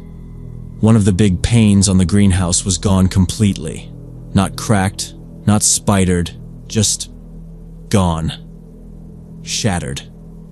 The flashlight caught the field of glass on the grass outside, glittering like frost. Outside, not inside, which struck me as wrong immediately. "Hey!" I called out, because that's what you do even when you know no one's going to answer. The sound died out past the fruit trees. I kept the beam steady on the greenhouse and started walking. Charlie circled the broken side in quick, agitated loops, his nails ticking on the paving stones. I said, "Charlie, leave it." But he ignored me, staring past the greenhouse toward the tree line like there was something there he couldn't stand. I stopped a few feet from the opening and lifted the flashlight higher. The hole in the glass wasn't punched clean. There were jagged teeth along the frame and a chunk still hanging by the putty, big enough for a person. And the glass outside meant it had blown outward. Whatever force made that mess came from inside. I stepped closer. Careful. Careful. The way you are when you're trying not to do something dumb. And looked through the gap. Inside the greenhouse, my neat rows were gone. Clay pots lay on their sides like someone had swept an arm across them. Dirt mounded under the shelves. The hose I kept coiled on the hook was dragged across the floor, kinked and muddy. My work table, an old door on sawhorses, had been shoved aside, not a little bit either. And on top of it sat a dark backpack that I absolutely did not own. It wasn't gardening gear. It looked like the kind of bag a student wears, straps hanging, a smear of dirt on the front. For a second I thought it might be my old seed bag, and then my brain caught up. No, wrong shape, wrong everything. Charlie barked hard enough to make my arm jolt, then went silent, staring into the trees. His body was stiff, tail up but not wagging. Ready, if that makes sense. Ready to go after something, or ready to be gone if it came back. I didn't touch the backpack. I didn't even step through the broken frame. I just stood there with the flashlight in one hand, and the other hand up like that would help somehow. I could smell the damp soil from where the pots spilled, and that jolted me into thinking straight. Someone had been in my greenhouse. Not last week. Not earlier that day. Recently. Recently enough that Charlie had caught the scent or the sound and pulled me out of bed. I looked at the glass again, the way it lay outside like a spill, and played the sequence in my head. They were inside. Something happened. Panic. A noise. Charlie's bark. And they went through the glass fast. Out. Not in. I whispered, "Okay," to myself, and scanned the property line. The beam faded against the dark beyond the pear tree. The woods past my fence were just shapes, but I could feel the direction of it, the line a person would take if they didn't want to be seen. From the greenhouse to the gap by the compost, then into the trees. The backpack sat right where they'd left it, straps sprawled, like their hand had been on it until the last second, and they'd had to choose. They chose to run. I went back inside immediately, locked every door and window, and kept Charlie with me the rest of the night. I sat at the kitchen table with the flashlight and my phone and tried to listen past the hum of the fridge. Charlie lay on my feet, alert but quiet, watching the back door. I dozed in short bursts with the lights on. At first light, I clipped his leash and went out to the greenhouse. I walked the perimeter, checked the corners, and then stood at the broken panel. Glass was still scattered on the grass. It was clearly pushed out, not in. I stepped inside carefully and went to the work table. The backpack sat there like someone planned to return. I unzipped it. Inside were tools, wire cutters, a flashlight, work gloves, a coil of rope, and an empty sports water bottle. No ID, no papers, nothing personal. The flashlight worked when I clicked it. I put everything back and looked around for more damage. 2 trays of seedlings were crushed, and the hose was dragged across the floor. My small radio lay on its side with the antenna bent. There was a boot print in the spilled dirt, deep at the heel, leading straight to the hole. The tread had a small diamond shape. I took a couple of photos on my phone. Outside, I followed a faint line of flattened grass toward the woods. It faded by the compost heap and picked up again at the fence gap. Charlie pulled that direction and gave one sharp whine. I turned us back to the house. I thought about calling the police but decided against it because nothing was stolen, and the damage was one broken panel. I could hear the script in my head, and the part where they'd say to file a report and wait. I wanted to fix it first. The next day, I had new locks installed on every entrance and started bringing Charlie inside at night instead of his outdoor kennel on hot nights. The locksmith showed me the deadbolts and handed me spare keys. For a while, I kept a heavy chair under the back door handle even though I knew it wouldn't stop much. I replaced the greenhouse panel and swept glass out of the grass until my back ached. I threw away the backpack and everything in it. I didn't want it in my shed, and I didn't want to imagine strange hands on my things. For months, I slept light and kept a small flashlight on the nightstand. Any creak had me at the window. Charlie slept on a blanket in my room and watched the door. If the motion light clicked on, I watched the yard until it went dark again. I kept a rake by the back steps like that would matter. A neighbor said a few weeks later that a drifter had been seen sleeping in sheds and outbuildings, but nobody had seen him since summer ended. I nodded and said I hoped he found help, the polite thing to say. What I meant was that I hoped he left. I put up a second motion light and trimmed the hedges low along the fence.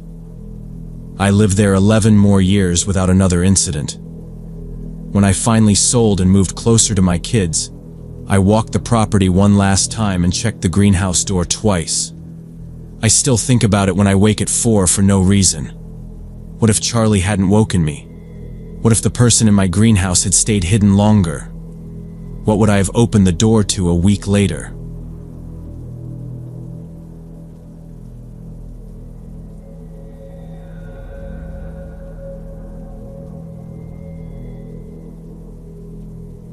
About 20 years ago now, well, actually just last year, I was working as a graphic designer at an ad agency downtown and riding the subway every day. 3 stops from my apartment to work, 15 minutes, 20 if the train stalled. I always got in the same car, third from the front, because it stopped right at the exit at my station and shaved a minute off the walk. That Tuesday, I stayed till 9 finishing a client deck that had to be on the creative director's desk by morning. My brain felt like chewed gum. The platform was almost empty, late enough that the buskers had packed it in. I sat in my usual car near the middle. Maybe 5 people total. A couple in suits whispering. A guy nodding off with his backpack hugged to his chest. An older woman with a tote.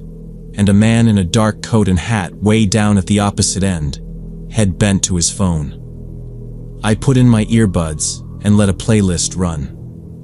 I remember thinking how nice the quiet was after a day of feedback pings.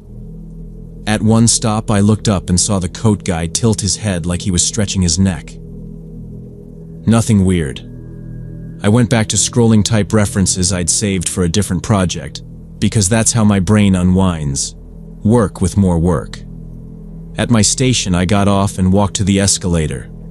I was thinking about whether to tweak the headline "Kerning by a hair," I know, riveting, and fished my card out at the turnstiles. As I stepped through, I glanced back and saw the same man in the dark coat about 10 meters behind. Same hat, same stride. I told myself it was nothing. We got off at the same stop. Outside, it's 6 blocks to my apartment. The streets there are quiet at night. The kind of quiet where you hear your own footsteps. Half the streetlights in that stretch are dim. Around the 3rd block, I did that casual phone check that's really a look behind, and the man was still there, keeping that same distance like we were attached by a string. I turned onto a side street that doesn't lead to my building, little zigzag I sometimes take if the main street looks sketchy, and watched in the reflection of a storefront. He turned too. My heart kicked up. I sped up without running. He sped up just enough to match. I did the math. 2 blocks ahead, there's a 24-hour store with those bright aisles that make you feel like you're on a stage. I went for it. The bell on the door jingled and I stood by the window with a basket I didn't need, pretending to compare noodles while watching the glass. He walked past, didn't even turn his head, just kept going steady like he had somewhere to be. I exhaled so hard the cashier looked over. "You okay?" she said. "Yeah," I lied. "Just late." I bought a soda I didn't want and waited 5 minutes, counting slowly. Then I left and looped home a different way. Inside, I checked the door locks, then checked them again. I told myself I was being dramatic. I still texted my friend a quick, "Got creeped out but I'm fine," before putting the phone face down on the dresser. For the next 2 days, I left work at 6. The subway was full of people and loud in that normal, annoying way that feels safe. I scanned faces without trying to look like I was scanning faces.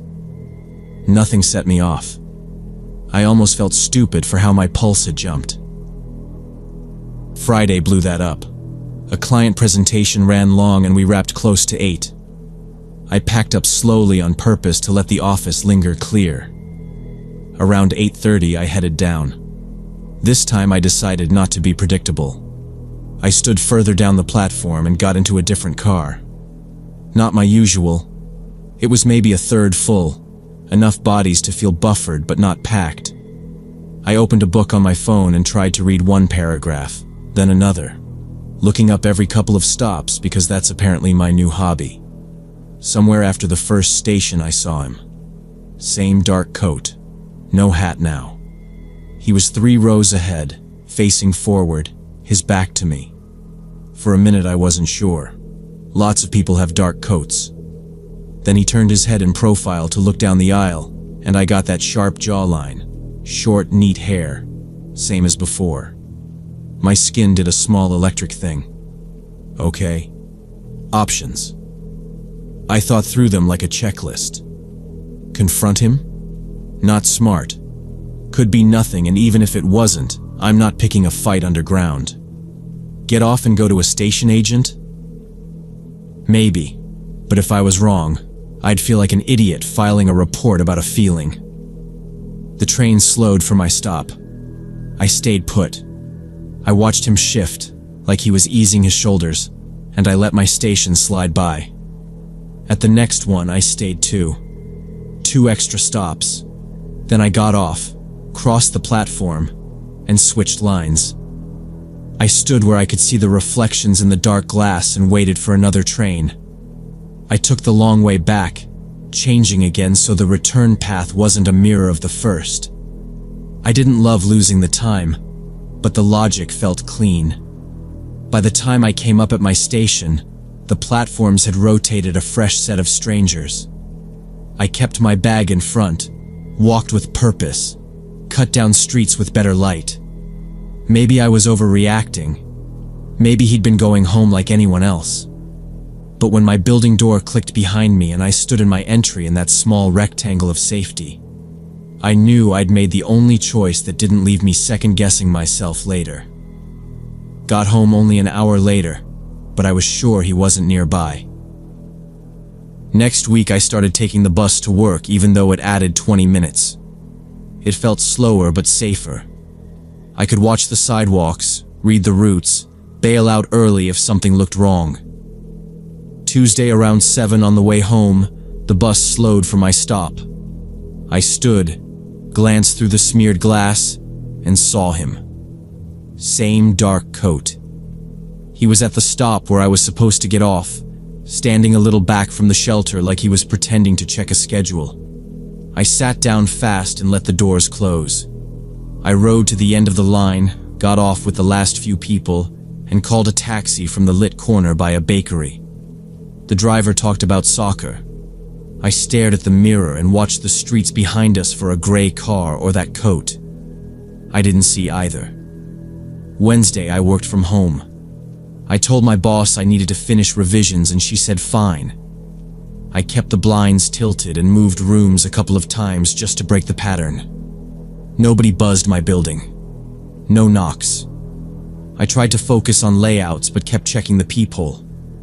Thursday, I went in. By evening, I didn't want the subway, so I asked a coworker, Lena, for a ride. She didn't ask questions, just said, "Sure, hop in." We talked about a stubborn banner ad while she drove. At a long light, I glanced at the side mirror. 2 cars back sat a gray sedan. The driver wore a dark coat. His face was hidden by the angle and the headrest. I couldn't make out features, just the outline. My mouth went dry. "Can you take Jefferson instead?" I asked, like I suddenly remembered an errand. "Yeah," she said, turning. The gray sedan turned too. "Actually, sorry, make another right. I forgot the bank." Now she looked at me. "Everything okay?" "Yeah, just need cash," I said, and hated how fake it sounded. We made 2 more turns. The sedan hesitated, then fell back into other traffic.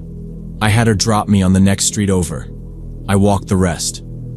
Friday evening, I was home alone when my cell rang. Unknown number. I answered because freelancers answer numbers they don't know. There was silence, then slow, heavy breathing like someone wanted me to hear them. It lasted a few seconds, then the call ended. My hands shook. Half an hour later, my phone rang again.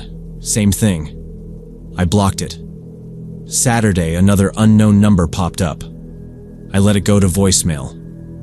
When I checked, it was 2 minutes of breathing and a faint rustle, like a sleeve or a hand on the mic. I saved it. I printed my call log. Then I went to the police station. I told the officer about the subway, the bus stop, the gray sedan, and the calls. She listened, took the numbers, and typed.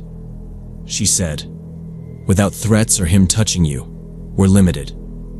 We'll file a report. Change your routes. Do not engage. Document everything. If he shows up or calls again, dial right away." She handed me a sheet with safety tips and circled the non-emergency line. It wasn't satisfying, but it was reasonable. 2 weeks later, I moved in with a friend across town, changed my number, and asked my boss to let me work remote. 4 months have passed with no more calls. I haven't seen him. I still check mirrors, and when I ride, I study all faces, afraid I'll see him again.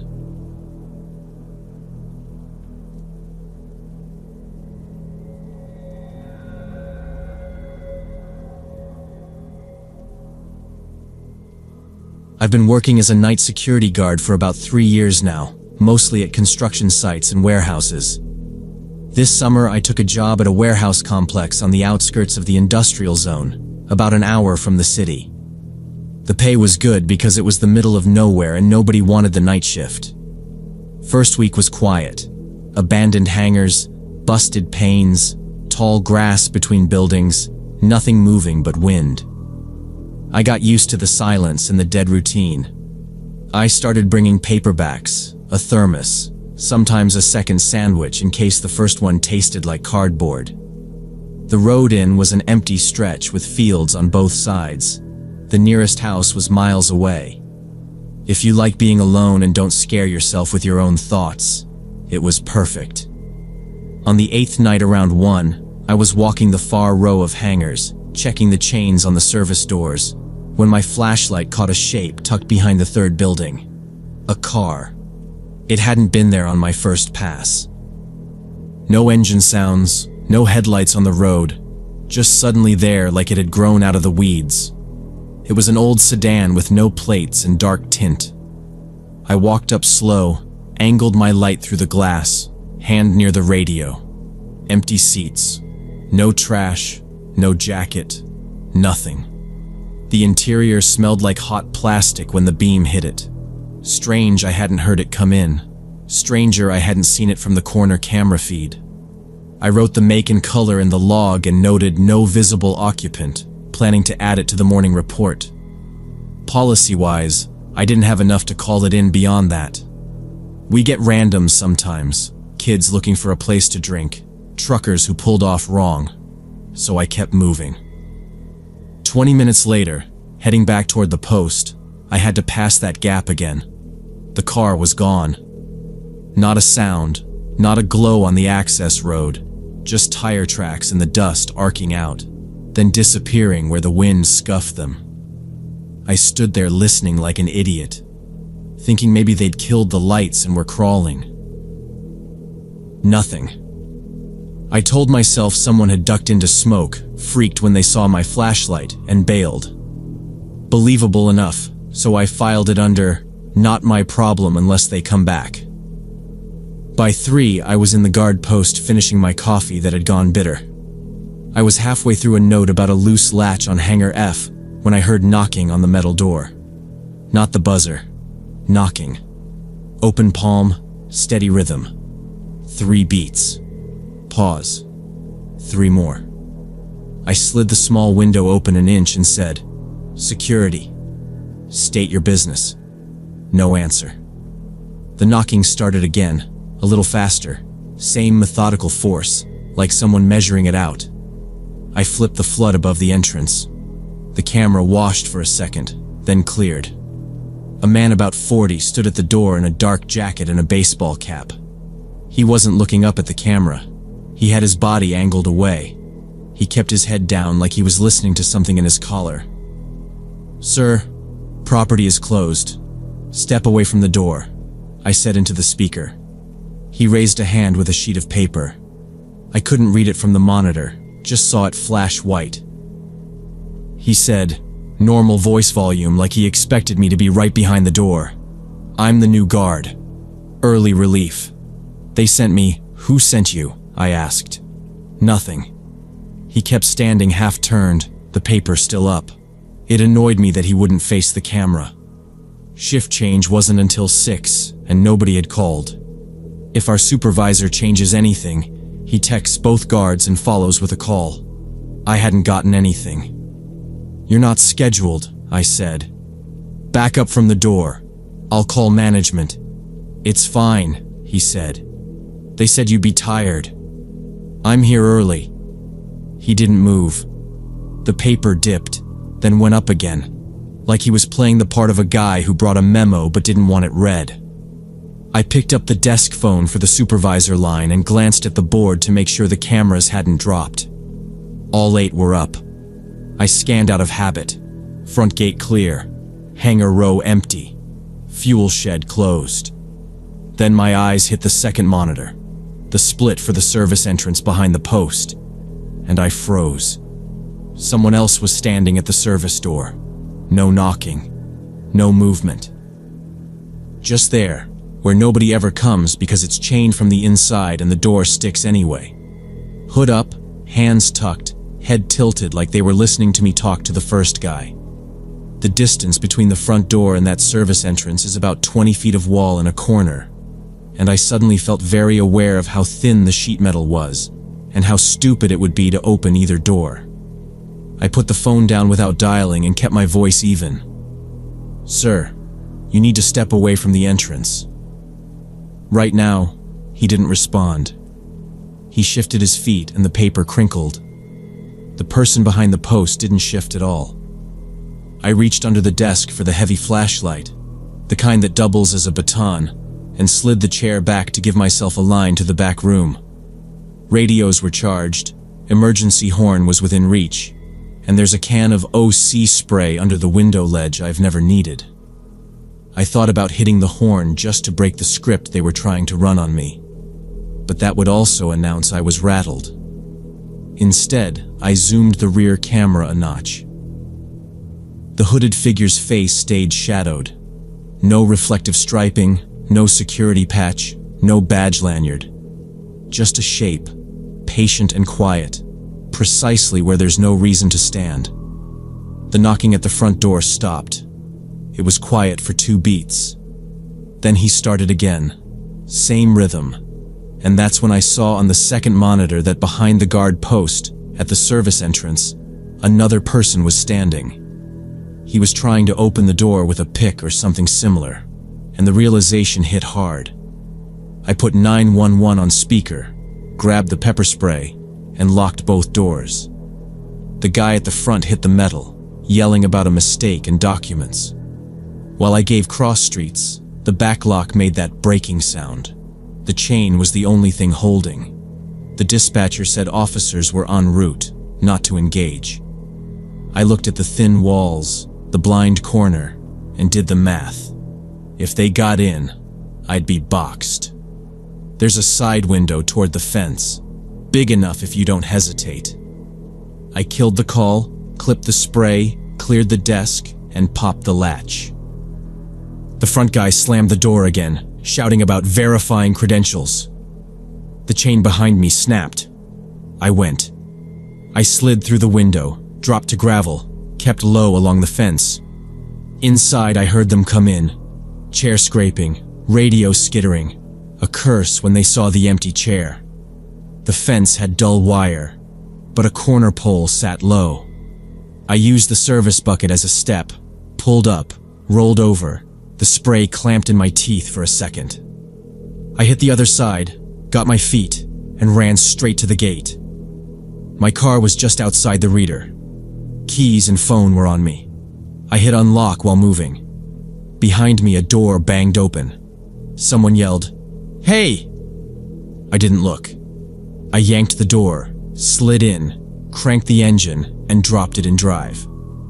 Gravel spit, the post blurred, and I was on the access road.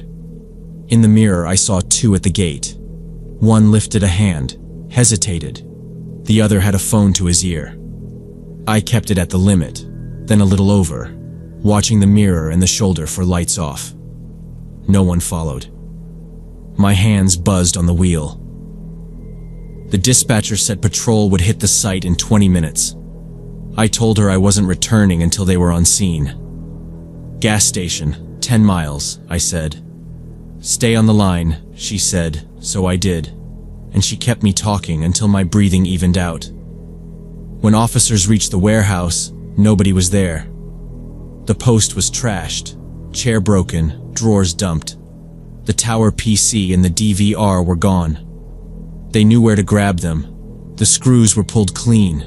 Cameras caught faces, not identities. I met patrol at the gas station and gave my statement. They swept the buildings. No sedan. Tire marks at the gap. Fresh boot prints by the service door. Average size, common tread. I signed the form with a shaky hand and kept the spray in my lap. I quit the next day. Management called and emailed. Promises about better locks, a second guard, brighter lights, a company phone. I thanked them, turned in my badge, and left the thermos in the box so I wouldn't have to go back. HR asked if I'd reconsider after a week. I said I wasn't going to be the guy in the chair if they tried again. A follow-up officer called later. No matches on faces. Plates missing. VIN covered. Probably a crew testing response times. Shopping for an easy site. I keep thinking about what would have happened if I hadn't seen that second figure on the monitor. If I'd cracked the door to read his paper. Maybe they only wanted the DVR. Maybe I was part of the plan. A problem to solve fast and quiet. I'll never know, and I'm okay with that.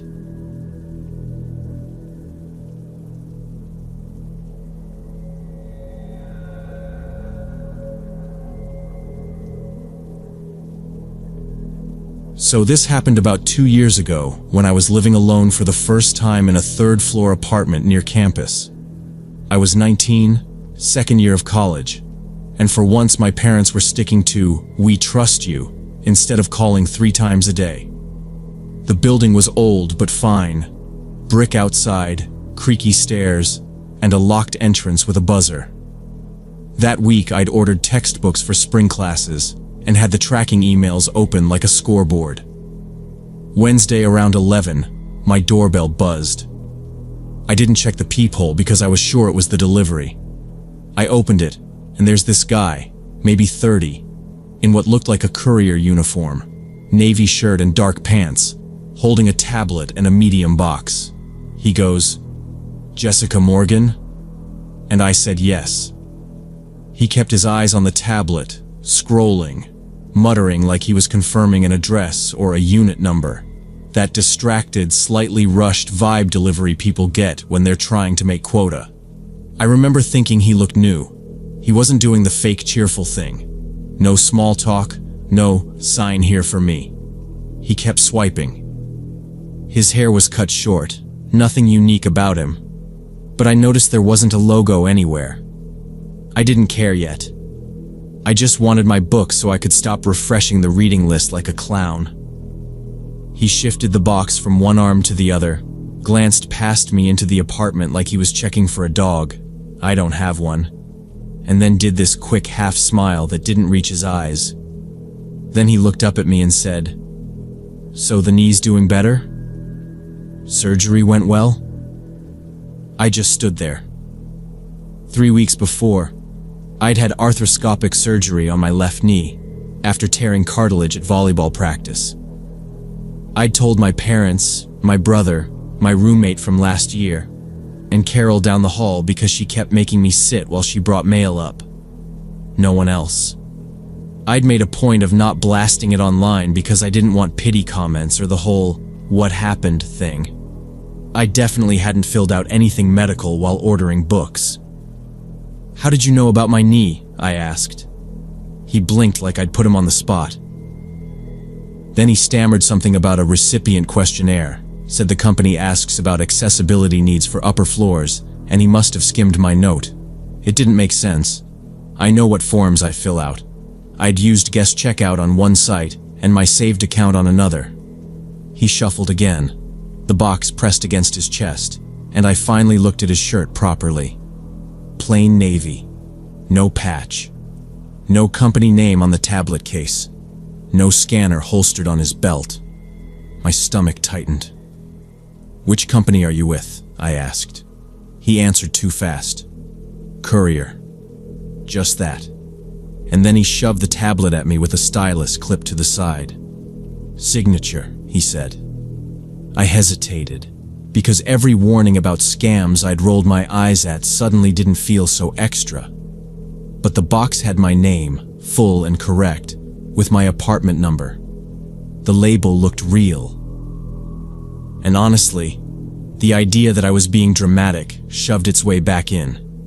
If he wanted to rob me, why do it in the middle of the day on a floor with other doors 10 feet away?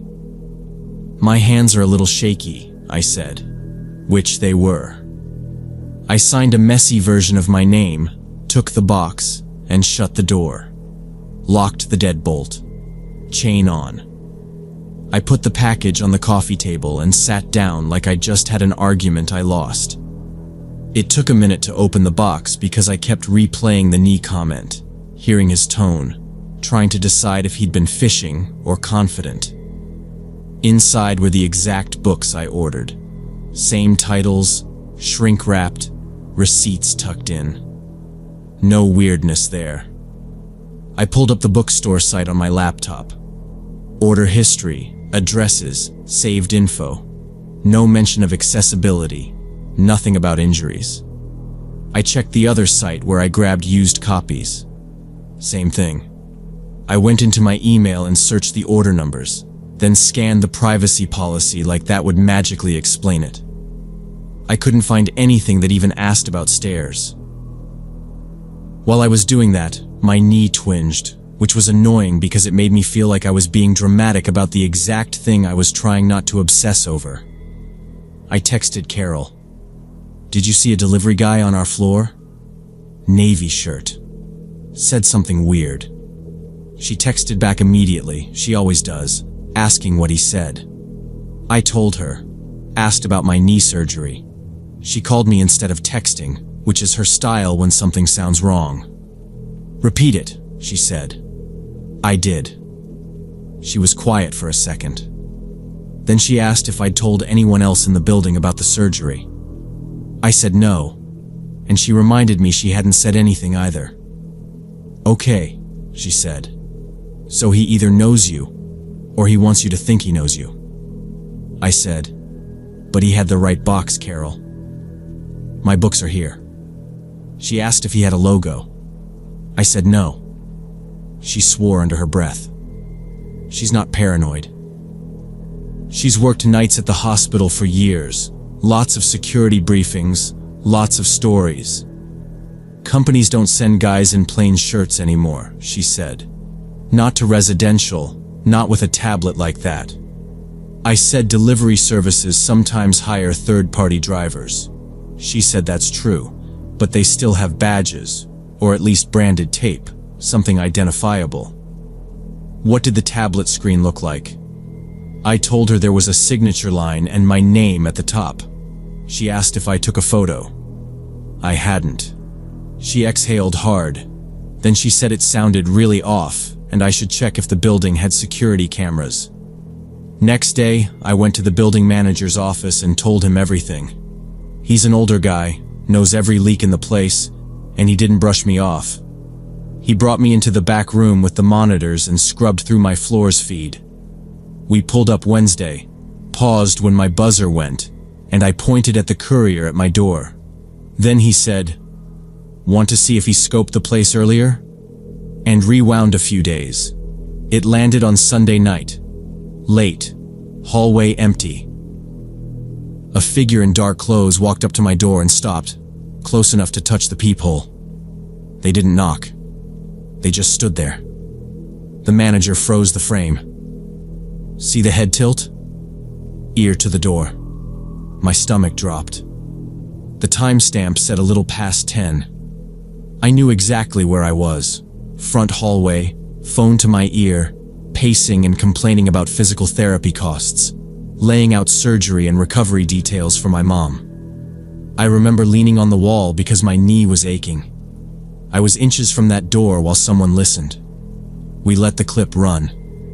After a few minutes, the person turned like they heard something inside, then drifted out of frame. No clear face. Hood up, cap under it, mask. The manager tried the stairwell camera. Nothing but a shoulder once. He checked the main entrance. No entry that matched. He grunted.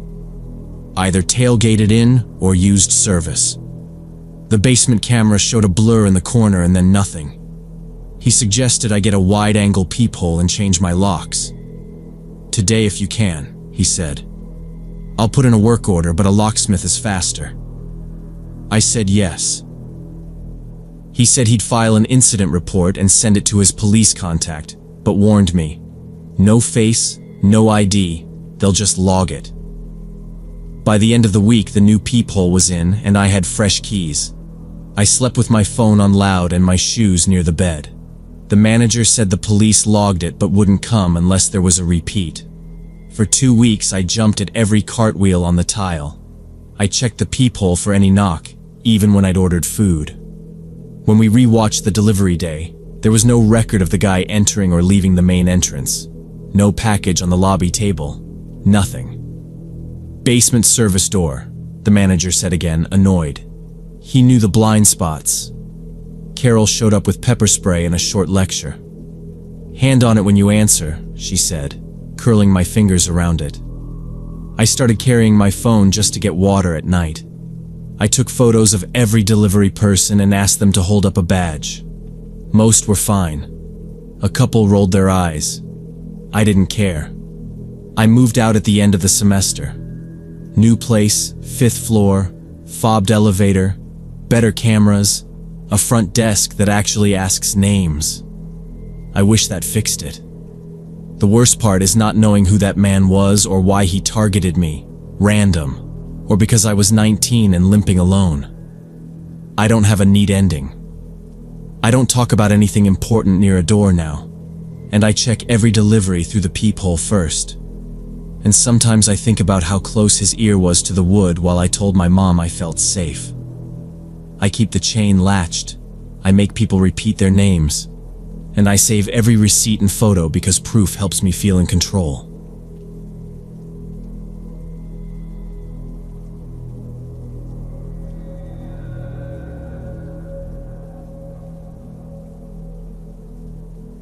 The school security guard, Marcus, had the guy pinned face first against the hallway wall while I stood there with shaking hands, realizing this man had driven 900 miles to save me.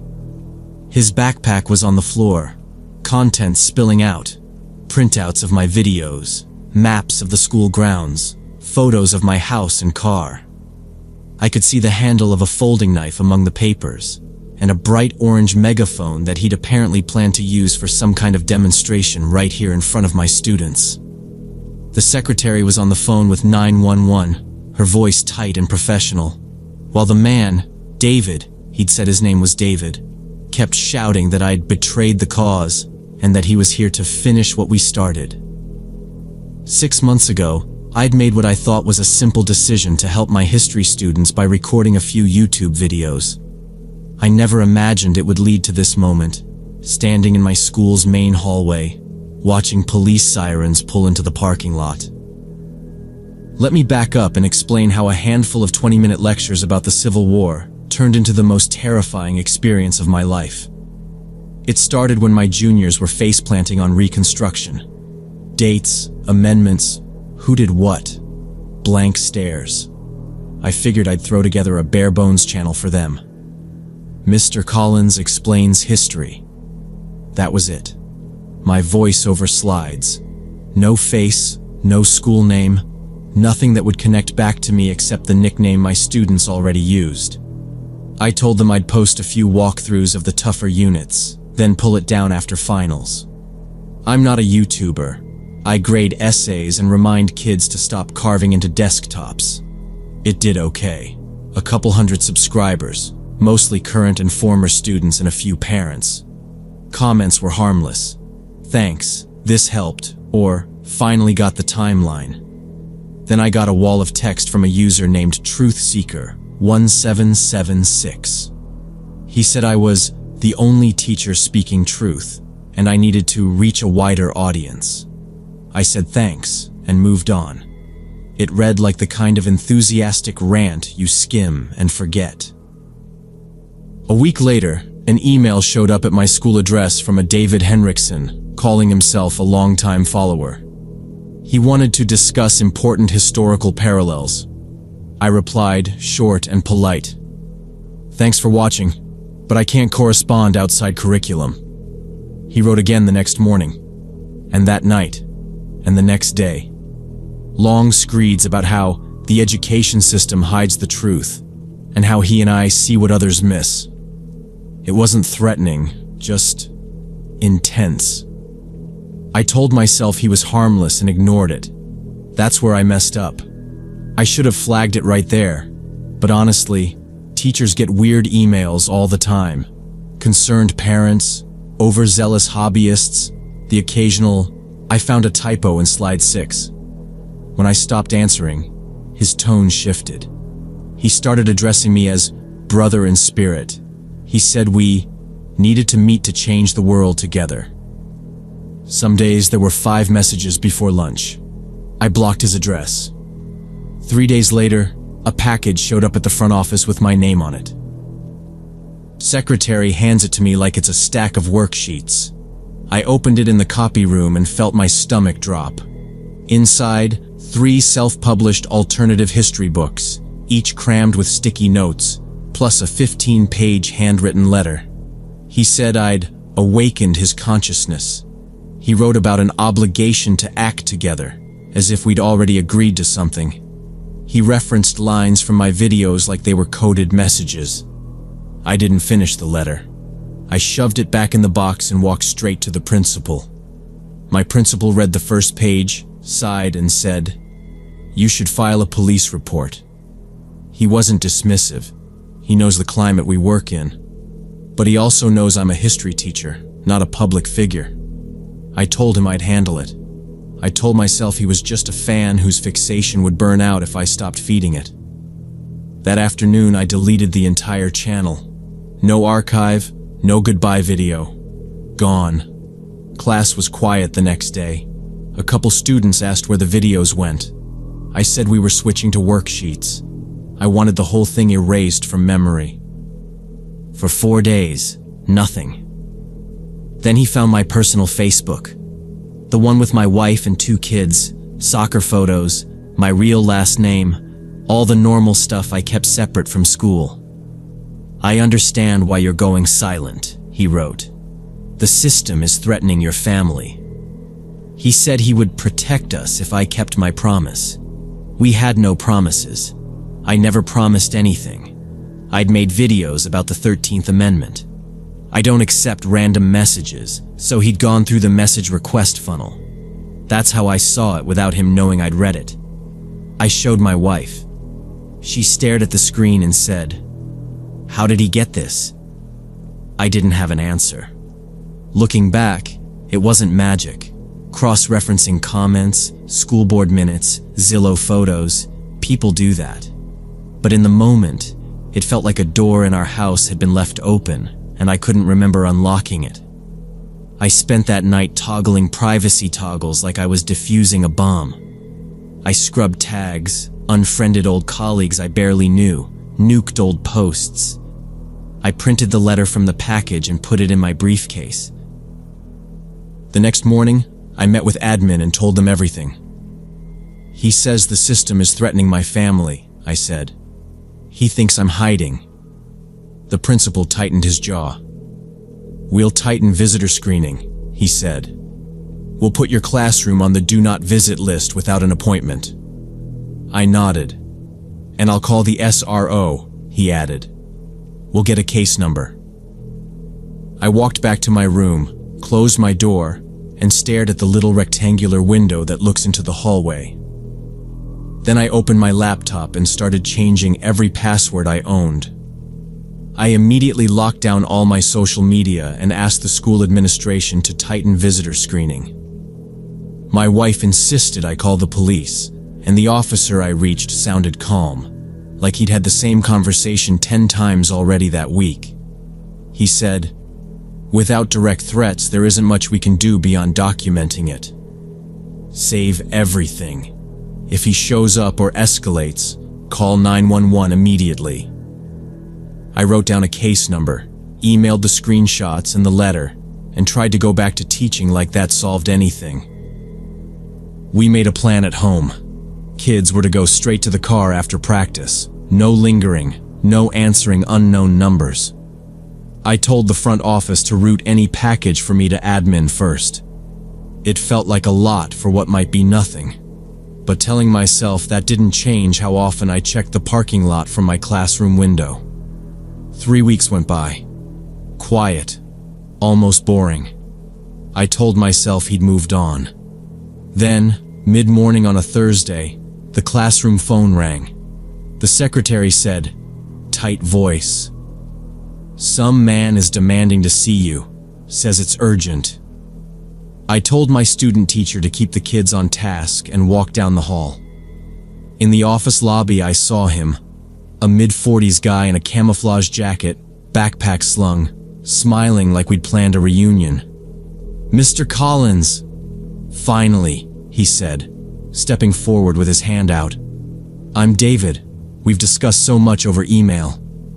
Marcus, our security guard, was already moving, slow and steady, planting himself between us. My mouth went dry. I said, "I didn't invite you here, David. You need to leave."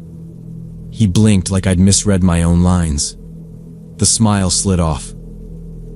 He started talking fast, overlapping himself, saying he'd driven from Oregon to pull you out of the system, that we need to act now before it's too late. Marcus kept his hands low, but firm. "Sir, we need to step outside," he said. David shifted, grabbed his backpack strap like it was a lifeline, and raised his voice so everyone in the lobby could hear. He shouted that I'd betrayed the cause, that if I wasn't ready to speak truth, he'd do it for me. Marcus reacted before I even processed the words. He moved in, hooked David's arm, twisted both hands behind his back, and pushed him into the wall beside the display case. The backpack thumped to the floor. The secretary was already dialing 911, reading the script we'd practiced at safety training. Adult male, unauthorized visitor, agitated, security has him restrained. David kept yelling, calling out my name, telling me I was scared, that they had gotten to me, listing dates and lines from my videos like he was building a case in front of an invisible jury. I didn't say anything. I took one step back and another, because I didn't want to be in grabbing distance if he slipped free. The police came fast. 2 officers, then a third. They took over from Marcus, cuffed David, and asked about weapons. One officer picked up the backpack, set it on the counter, and started pulling things out. Printouts of all my deleted videos, corners highlighted and annotated. Detailed maps of the streets around the school. Photos of my house and my car. Angles you only get by standing there. A folding knife. A cheap orange megaphone. One of the officers held up the megaphone and looked at me. I didn't say anything. I just kept my hands flat on the counter so I wouldn't shake. They walked him out while he shouted that I'd see, that the students deserve the truth. And then the door closed, and it was just the fluorescent buzz and Marcus telling me to breathe. At the station, a detective sat with me and explained the charges: trespassing on school property, weapons possession in a school zone, stalking. He said, "We searched his car. There's more." He listed off a stack of papers with my name, my home address, and my wife's work schedule. There were notes about when my porch light turned on most nights. He'd been in town before today. That sat in my chest like a weight I couldn't lift. They served him an emergency restraining order. Later, a judge made it longer. He pled out and got probation with conditions: no contact, no weapons, mandated counseling, periodic checks. It wasn't a movie ending. It was paperwork and schedules, and me sitting in my car before driving home, staring at my steering wheel while the bell for last period rang somewhere behind me. I changed everything after that. I don't run public channels anymore. If I make a video, it sits on a closed school server behind a login only my students have. My social media is locked to verified friends and colleagues, and I don't post family photos anywhere that isn't private, and even then, I think twice. The kids roll their eyes when I make them submit questions through the LMS instead of email, but I'd rather be annoying than tracked.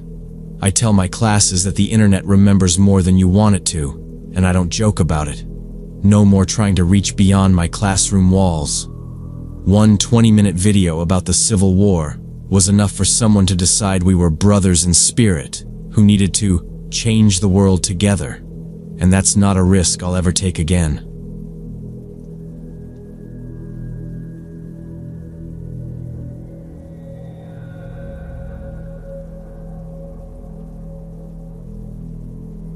Four years ago, I worked night shift as an operator at a small gas station on the outskirts of Boise.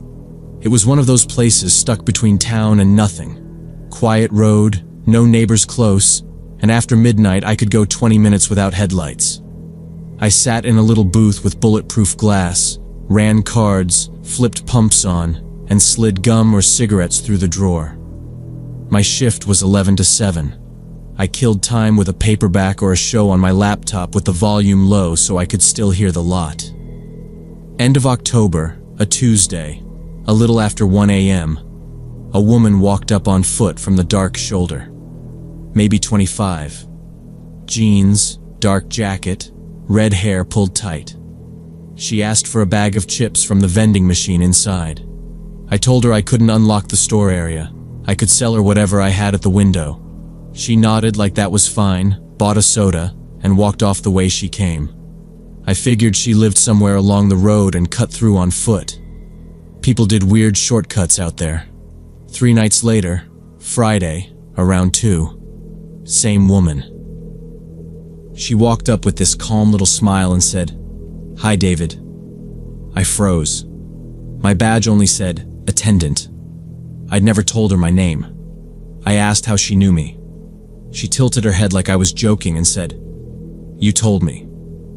I knew I hadn't. I asked what she needed. She just looked at me for a long 30 count, like she was checking a list in her head, then said, "Just wanted to see you," and left. Her walk bugged me.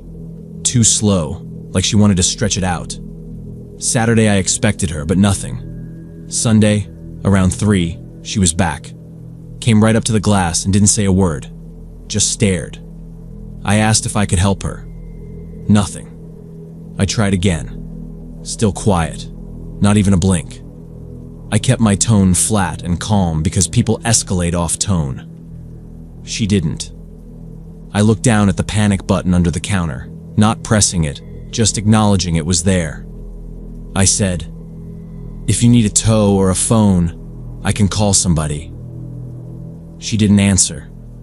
That's when she raised her hand and laid her palm flat on the glass between us. Then she dragged her fingers down slowly, nails squeaking. It wasn't loud through the glass, but it was enough to crawl into my head. The air felt wrong. I said, "If you don't need anything, you have to leave the property." I put a little authority in it because that usually makes people decide. She finally spoke. "It's your birthday today, isn't it?" I didn't hide it well. I'm not a great liar, and she nailed it. 30 that day. I hadn't told anyone at work. My manager didn't care about birthdays, and I wasn't close with the day shift guy. I said, "Ma'am, I'm asking you to leave."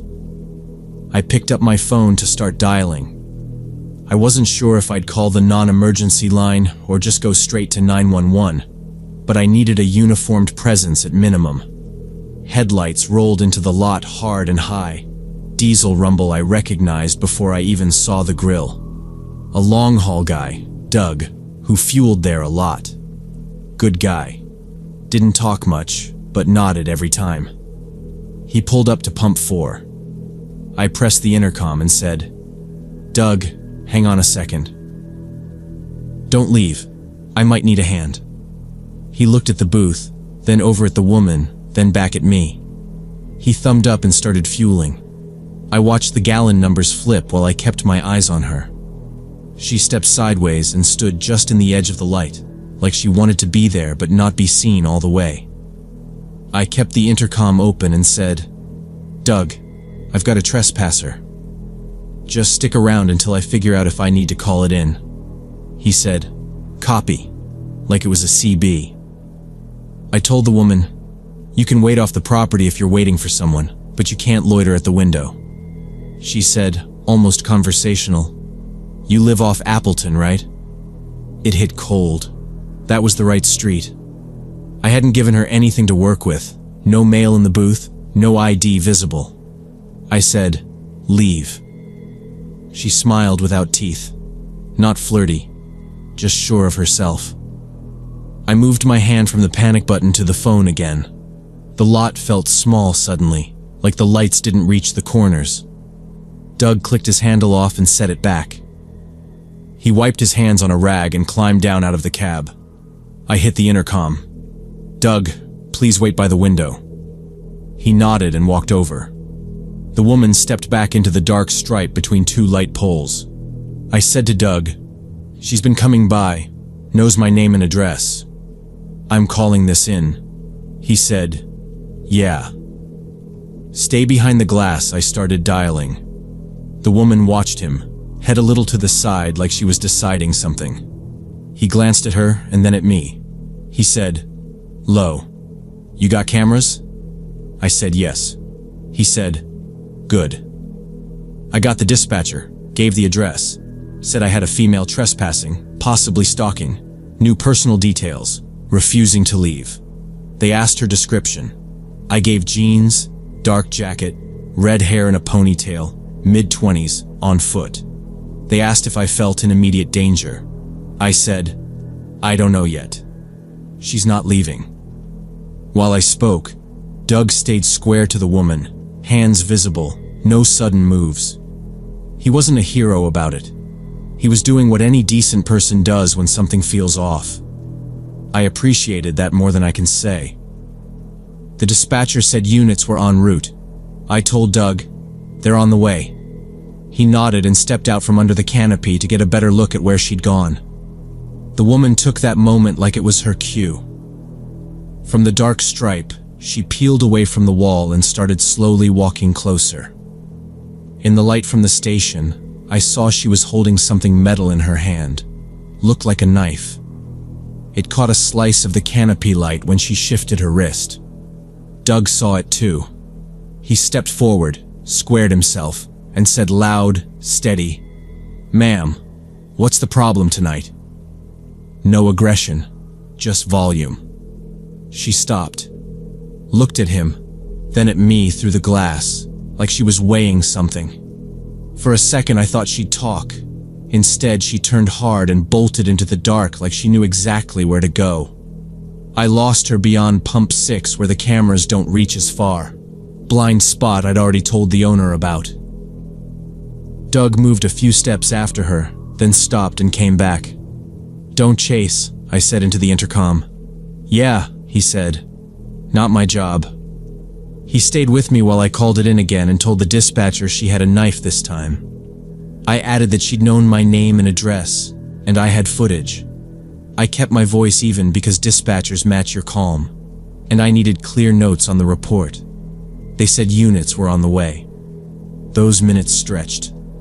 Doug stood in view of the booth window, hands out of his pockets, eyes on the lot. We didn't talk much. He asked one thing. "You want me to move the rig to block that side?" I said yes, and he eased it across the far lane, not blocking exits, just forcing any approach to come from the front where the cameras and lights were better. It made me feel like I was at least doing something. 15 minutes later, the first cruiser rolled in. Then another.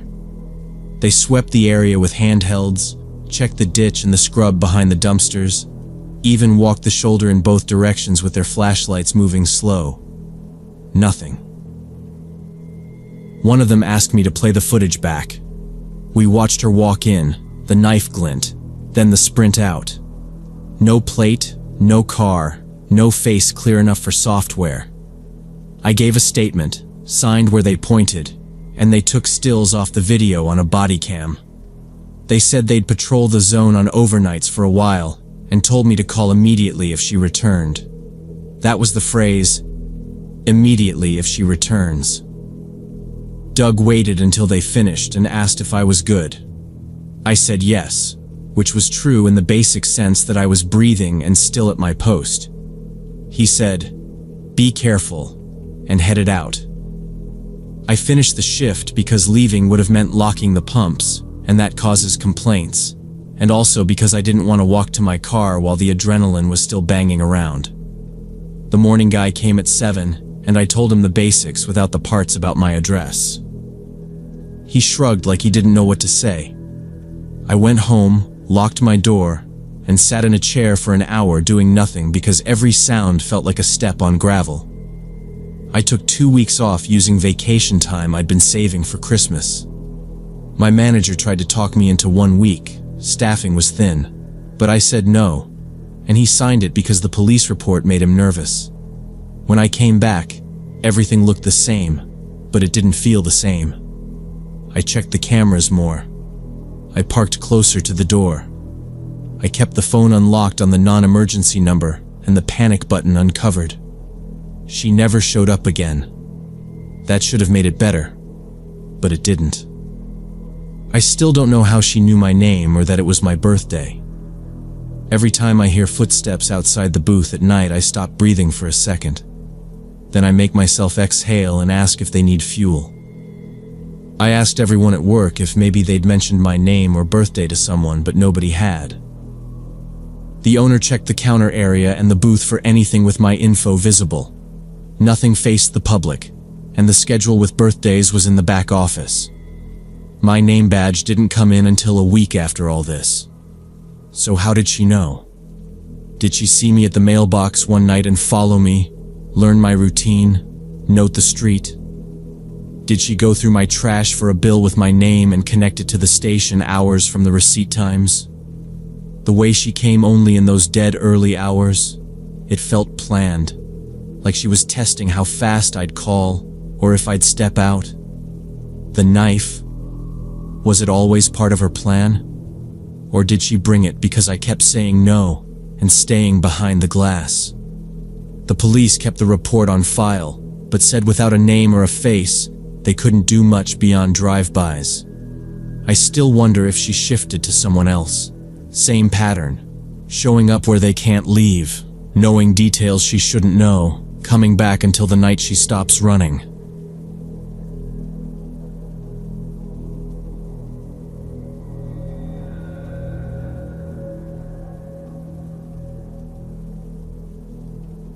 So 3 years ago, I was working as an accountant at this small firm in Austin.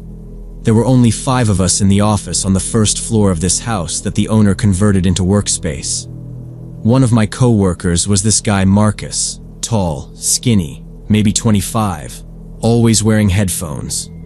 He worked on the client database and barely talked to anyone. I tried chatting with him a couple times in the break room, but he'd just give one-word answers without looking up from his phone. One Wednesday, I stayed late working on a quarterly report until 8 p.m. Marcus left at his normal time at 6. I finished up, locked the office, and biked home. I was renting an apartment 2 miles from work. I remember thinking the ride felt good after staring at spreadsheets. I wasn't scared of the route. It was well lit, familiar. Still, at a red light, I had this stupid moment where I felt watched, like someone was just over my shoulder. I chalked it up to the dark and being tired and kept going. Got home around 8:30, took a shower, ate dinner, and settled in to watch a show. Around 11 p.m., I heard footsteps in the hallway outside my door. Someone was walking back and forth very slowly. I lived on the 3rd floor of this old building with only 6 apartments total. The footsteps continued for maybe 10 minutes. I turned the TV down and listened. Back and forth. Slow. Stop. Start again. I went to the door and looked through the peephole. Marcus was standing in the hallway. He was staring right at my door, motionless, hands in his hoodie pockets. I froze. We'd never exchanged any personal information. I definitely never told him my address. I tried to convince myself it was a coincidence. Maybe he was visiting someone. But he didn't knock on any other door. He didn't move at all, just stared at mine. I whispered his name once, just to see if he'd react. He didn't. My throat felt dry. I backed away from the door and grabbed my phone. I typed out a message to my friend, then deleted it because what was I even going to say? Coworker outside my door doing nothing? It sounded paranoid and also embarrassing for work. I stood there, phone in my hand, waiting. He stood there for another 5 minutes, then turned around and walked to the stairs. I kept watching through the peephole until I couldn't hear his steps anymore. I waited another 10 minutes and checked again. Empty hallway. I double-checked the deadbolt. I turned the TV off because it made me feel exposed. I didn't sleep all night. Every time the building creaked, I was sure he was back. Next day at work, I waited until we were alone in the break room. I wasn't going to make a scene with everyone there, but I wasn't going to act like nothing happened either. I asked him straight up why he came to my apartment last night. "What?" he said, pulling one ear cup off. His face was completely calm. "You were outside my door," I said. "I saw you." He blinked once. "You're mistaken. I was home all evening. I can show you my phone's location history to prove it." I said I saw him with my own eyes through the peephole. He shrugged and said I must have had a rough day and confused him with a neighbor. He put his headphone back on. That was it. No curiosity, no apology, nothing. I stood there feeling stupid and angry at the same time. At my desk, I kept thinking through every possible explanation that wasn't, "He followed me home." Did he know someone in my building? Did he just happen to be there, staring at the wrong door for 15 minutes? None of it fit. I didn't like that I was the only one who could confirm it. So after lunch, I went to the owner and asked her to check the security camera footage at the office entrance. It covered part of the sidewalk out front. She didn't brush me off. She asked if I was okay. I said I was. I just wanted to verify something. We pulled up the recording and scrubbed to last night. At 6:03 p.m. he left like usual. Nothing weird. Later we found 8:47 p.m. On the recording you could see Marcus leave the office, stop at his car but not get in. He stands there for a minute, then starts walking on foot in the direction of my apartment. We paused the video. She looked at me worried. "Do you want me to call someone?" she asked. I said not yet. I needed facts. I zoomed in on the timestamp and wrote it down. She asked where I lived. I showed her my apartment address on a map. It would take about 40 minutes to walk there. Friday. Marcus wasn't at work. Nobody said anything. Just his empty chair and the headphones coiled on the desk like he'd be right back. Monday, the owner called a quick meeting and said he'd emailed a resignation with no explanation. Asked to have his paperwork and final check mailed to him. No forwarding number, no goodbye. I never saw him again. That should have felt like relief, but it made me unsteady. It felt like the problem slipped out of view, not gone, just off camera. I sat at my desk and stared at the login screen he used and wondered if his password was still in the system. IT removed it by lunch. I tried to find him online. I Googled his name with the city, checked LinkedIn and Facebook, even that old photo site he mentioned once. Nothing current. Just profiles with the same name in other states, wrong faces, dead accounts. It felt like he stepped off the sidewalk and kept walking until the internet ran out. I even checked county records for a bit before I realized I had no idea what I was hoping to see there. I closed the tabs and told myself I'd stop looking. I didn't, not right away. The owner filed a report with the police. I went with her because I wanted the officer to hear it from me. He took notes and asked if Marcus threatened me, tried my door, followed me more than once, or sent messages. The answer was no to all of it, which is exactly why this kind of thing is hard to report. He said they documented and told us to call if Marcus showed up at the office or at my building. He wasn't rude, just practical. Leaving there, I felt worse, like I asked for a seatbelt and got a brochure about cars. The owner squeezed my shoulder in the parking lot and said, "We'll take precautions." I believed her. I still checked behind me walking back in. She changed every lock that week and hired a company to install better cameras at the front door, the rear alley, and the lobby. She gave me a new key card and told me to text her when I arrived and when I left for a while. She offered to shift my hours so I wouldn't be there late. I took her up on it, not because I was scared of the office, but because my stomach dropped when the sun went down and I pictured my hallway. It wasn't about courage. It was about removing chances. A month later, I moved to a new apartment across town. I used a P.O. box for a bit and asked work to keep everything digital. Only my closest friend helped me move, and I asked her not to tag anything. I didn't tell anyone at the office the new address. Not because I thought someone else there would do something. They were good people. But because I needed space between my life and work. I changed my commute and switched grocery stores for a while. Maybe that sounds paranoid. It felt like basic hygiene. I bought a different doormat than I'd planned because the one I liked had my initial on it. I don't do initials anymore. For weeks after the move, the habit stuck. I checked the peephole at random at night. Sometimes I'd wake up at 3, cross the room, and look out without turning on lights. Blank hallway every time. I told myself I'd stop after a month. I didn't. It faded on its own. At work, people stopped mentioning Marcus. A new hire took his desk. The headphones disappeared. Every so often, the owner asked if I was doing okay, and I said yes, and she left it there. It helped that nobody tried to make it a story. The thing that creeps me out most is, I have no idea how he found my address. I never put it in any work documents, never mentioned my neighborhood, never posted it online. Maybe he followed me home one day and I didn't notice, or he went through files when no one was looking. I keep replaying him just standing there, not knocking, not moving. Why stand there that long? What was he planning to do if I opened the door? Sometimes I think about someone else's hallway, someone who works 2 desks over from a guy like that, and I wonder if he's out there now, picking a door and waiting. The police said they'd keep the report on file, but I doubt they ever followed up. I'm just glad that footage existed, because if it didn't, I don't think anyone would have believed me.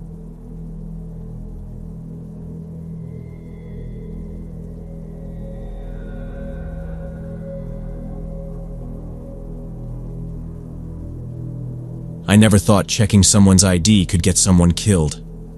5 years ago, I worked night security at a mall on the outskirts of Portland.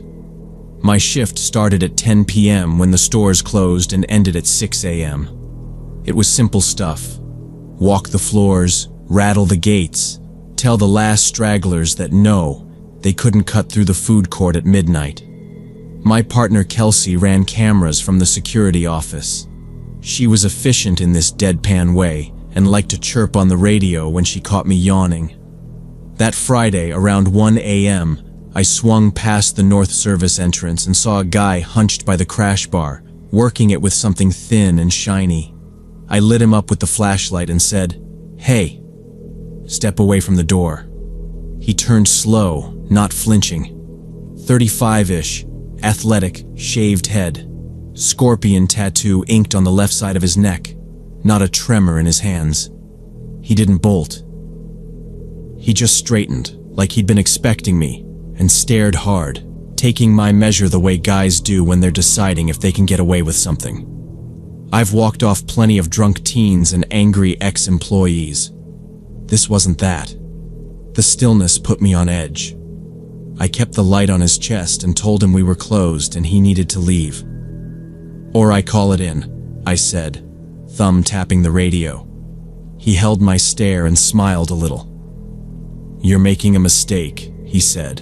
Calm voice, friendly even, like we were co-workers and I'd parked in his spot. The way he said it crawled under my skin. "You can leave through the lot," I told him. "Now." He nodded like he'd decided to humor me, turned, and walked out slow toward the exit lane. Not fast, not nervous. He put his hands in his pockets like he had all night. I radioed Kelsey. "Possible B&E, North Service.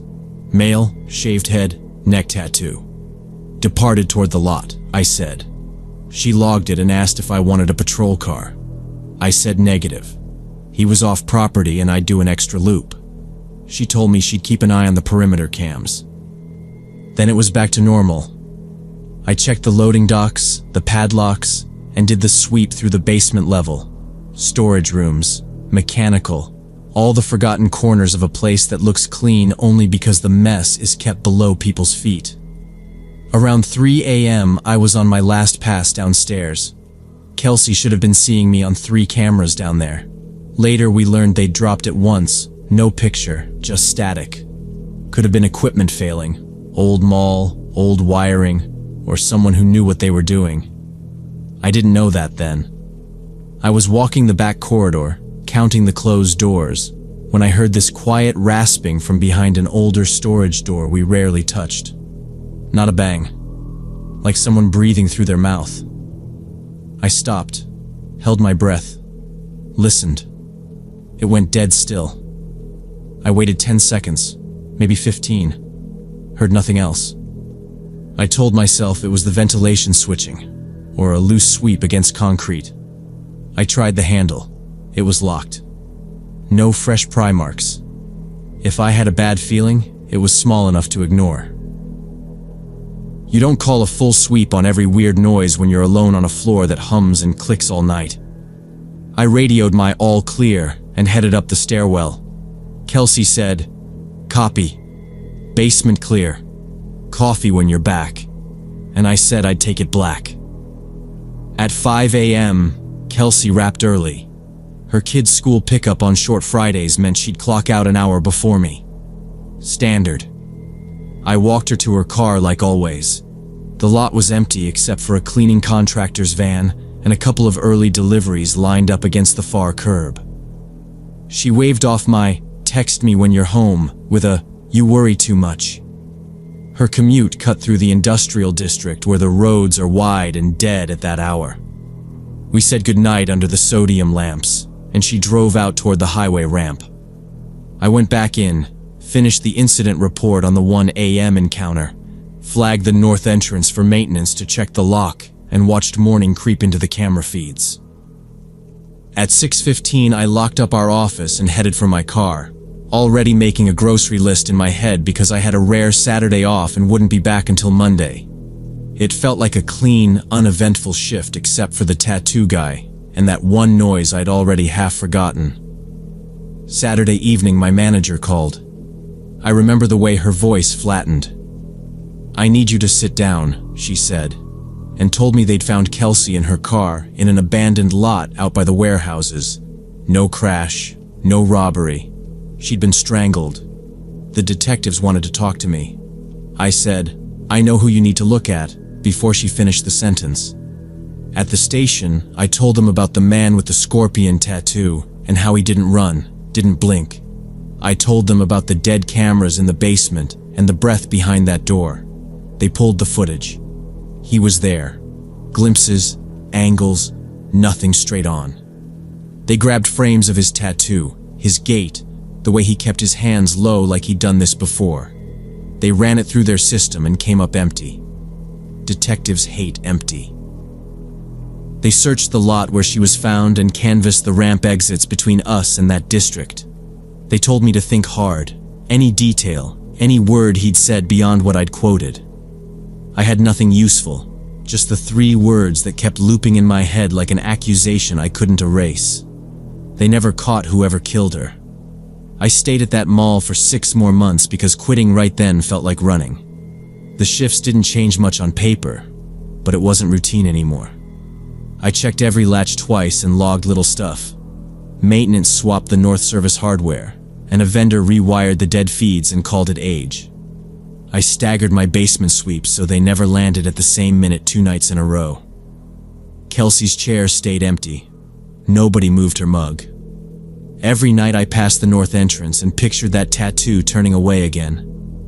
The detective called every couple of weeks at first, then less.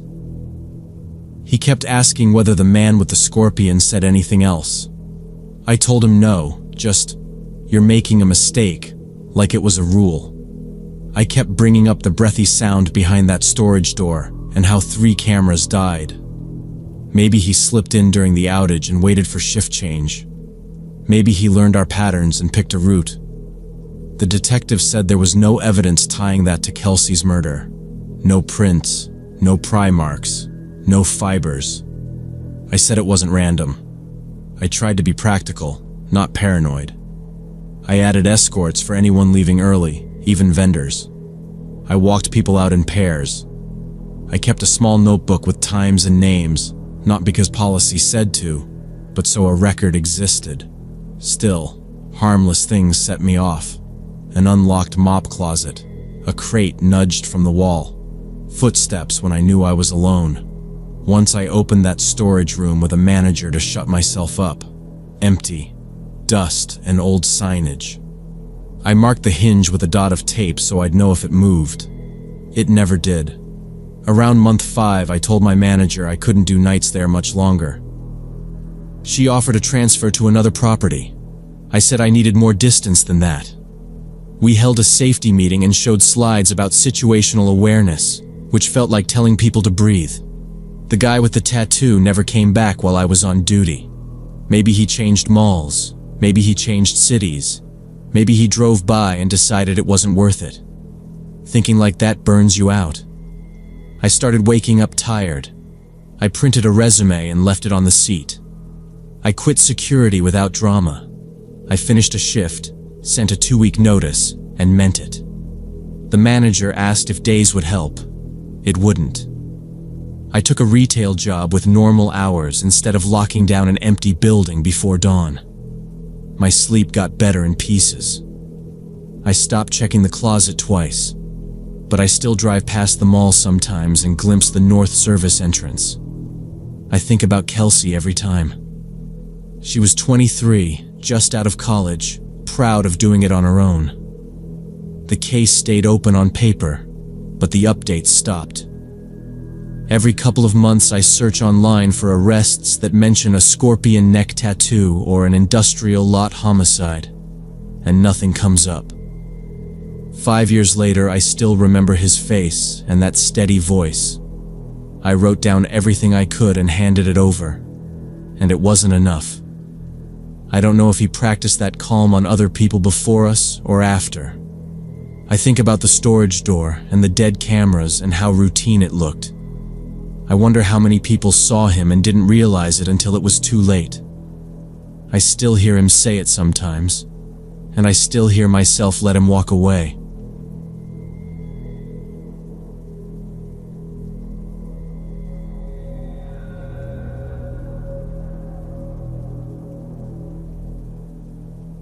The photo showed up on his phone faster than I understood what was happening. I was on my knees next to the counter, holding the empty cash box, looking confused and scared. He took 3 shots from different angles before I even processed that he was documenting this. That was 9 years ago, and I still check my name online sometimes, expecting to see those images. But let me back up to how it started. I was 15 and working weekends at a coffee place in a strip mall on the edge of town. Small place, regulars who ordered the same thing every Saturday. Kids from the theater with too much perfume. The guy who always asked for extra hot, like it made him tough. Most stores closed by 8, but we stayed open until 9 for the movie theater crowd. That Saturday, my manager left 20 minutes early like she sometimes did, telling me to finish the closing tasks and lock up. She'd done it before. I didn't mind. It made me feel like I wasn't just a kid. I was counting the register when the front door opened. A man in his 40s walked in wearing a dark jacket, and I could see his thick beard and the way his eyes kept darting around the empty shop. The bell chimed, and I looked up with the automatic, "Hey, we're closed for the night," already halfway out of my mouth. He didn't leave. He walked straight up to the counter and pulled out his phone, holding it in one hand while the other stayed in his jacket pocket. It was the posture that made me nervous first, like he'd practiced it. He started talking about money I owed him. He said it too casually at first, like we'd been mid-argument already and I'd just caught up. "You know what this is about."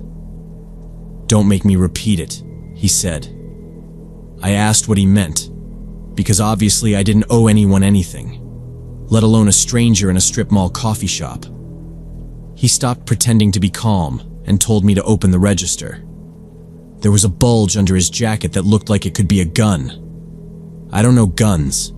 It could have been anything. But he angled his pocket just enough. I wasn't going to test him. I kept my voice steady and said, "I'll open it." My hands shook anyway. The till popped and I cleared the drawer with quick, clumsy motions, the way you do when you're trying not to look like you're rushing. He watched my face more than my hands. I pulled out all the bills, maybe $200, and set them on the counter. He nodded once, very slightly, like a teacher making a mental note. He grabbed the money, but instead of leaving, he told me to get on my knees beside the counter. I froze. He said it again and added, "Beside the register." Hold the box. I didn't understand why until he said to hold the empty cash box up like I'd just stolen from it. My stomach slid, but my head kept working. He wasn't acting drunk or high. This was planned. That's when he raised his phone, and I saw the camera app open. He took the first photo, and I just stayed there, my face showing exactly how confused and scared I was. He moved slightly and took another shot, then a third from a different angle. He didn't tell me to smile or cry or anything. He didn't need to. The whole thing took maybe 15 seconds. The only thing I said was, "Please don't," which sounded pathetic the second it left my mouth. He didn't answer. Then he said if I told anyone about the money, these photos would go online and everyone would think I robbed my own store. He said, "They'll fire you, and it'll follow you," in this flat voice like he was reciting a fact. He said it twice, staring right at me, making sure I understood. I did. My brain threw up stupid what-ifs. What if the manager looked at the camera and saw me kneeling with the box? What if he sent it to my mom? What if my school saw it? He slid the phone into his pocket, still keeping his other hand near that bulge like punctuation. I stayed exactly where I was because that felt like the safest thing to do. He glanced toward the lobby, then at the hall that led to the back. He told me, "Count to 50. Then lock up." He didn't say don't scream. He didn't need to. We both knew nobody was coming through that door at 8:45 unless they wanted decaf. He stepped back, looked at me one last time. Not dramatic, just verifying the picture in front of him. Then he turned and walked out through the employee exit that led to the back parking lot. I stood there in the empty shop, not able to move for a few minutes. The air felt stuck. My hands were still in that dumb position like I was holding the box even though I'd set it down. I kept hearing the door chime in my head, even though it was quiet. When my manager came back to grab something she'd forgotten, she saw the open register right away. She paused in the doorway with her keys still in her hand and said, "Why is the till open?" I swallowed and said I'd miscounted and the money was all there. I tried to sound bored like I just made a normal end-of-night mistake. She walked over, glanced at the drawer, didn't touch anything, and said, "Lock it up. I'll double-check tomorrow." That was it. She believed me, or at least didn't push it. I think she was annoyed with herself for leaving early more than anything. My dad picked me up that night and I didn't say anything on the drive home. He asked if I wanted food and I said no. He asked if the manager stayed, and I said she'd left early like usual, which was true and felt like a loophole. I stared at the glove box and counted streetlights, then stopped because counting made me think of the count to 50 thing. When we got home, I said I had homework and went to my room. I locked my door, sat on the floor, and tried to figure out what to do. I put my phone face down like that would stop anything. The idea of calling the police scared me less than the idea of those photos getting out. That's what kept looping. My classmates, my teachers, my parents, everyone seeing me on my knees holding an empty cash box. It wouldn't matter if I explained. It would look like I staged it. I kept imagining the comments under it, the group chats, someone printing it out as a joke. I know that sounds shallow compared to a crime, but I was 15 and I knew how kids are. I drafted a text to my manager 3 times and deleted it. I thought about calling her and saying the register looked short because I miscounted, but then she'd ask how much, and I didn't know the exact amount. I thought about saying someone had come in after hours and scared me, but then the cameras would show me kneeling with the box, or maybe he'd already uploaded it somewhere I couldn't see, or he'd send it if I said anything. I kept replaying the way he said it. "They'll fire you. It'll follow you." It sounded like he'd done this before and knew exactly how it played. The next day, my manager found the shortage when she did the real count and called a meeting. She texted me to come in early. My stomach flipped so hard I had to sit down in the kitchen. At the shop, she stood with the printed closeout and said, "We're missing cash from last night." I kept my face blank and said I definitely gave her the full amount. I said I must have put a stack in the wrong slot and maybe it slipped under the tray. We pulled the drawer and checked. Nothing. She looked at me strange but didn't accuse me directly. She asked if anyone came in after she left. I said just a customer who wanted directions and left right away. I heard myself say it and felt sick. She nodded, slow, like she was filing it away for later, and told me to be more careful because corporate would look at it. I said okay, and spent the rest of the shift moving like a robot. After, I wiped the same counter 3 times, just to have something to do. A week later, they let me go for being careless with money. The district manager was there and the conversation was stiff. She said it wasn't personal, but the shortage mattered. I signed the termination form with a hand that wouldn't stop shaking and handed over my key. My parents thought I just wasn't cut out for the job. I told them it stressed me out, and I wanted to focus on school. I never told them what actually happened. I'm 24 now, and those photos never appeared anywhere I could find.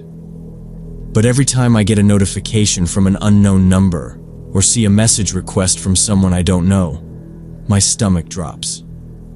I still check my name online sometimes and brace for it. I never saw that man again. Not around the mall or anywhere else in town. Sometimes I think about how staying quiet only protected him and not me. Back then, I thought silence would keep me safe. It didn't. It just kept me stuck. The fear made me choose wrong. But it's too late to change that now. And I have to live with knowing I let him get away with it because I was too scared of what people would think.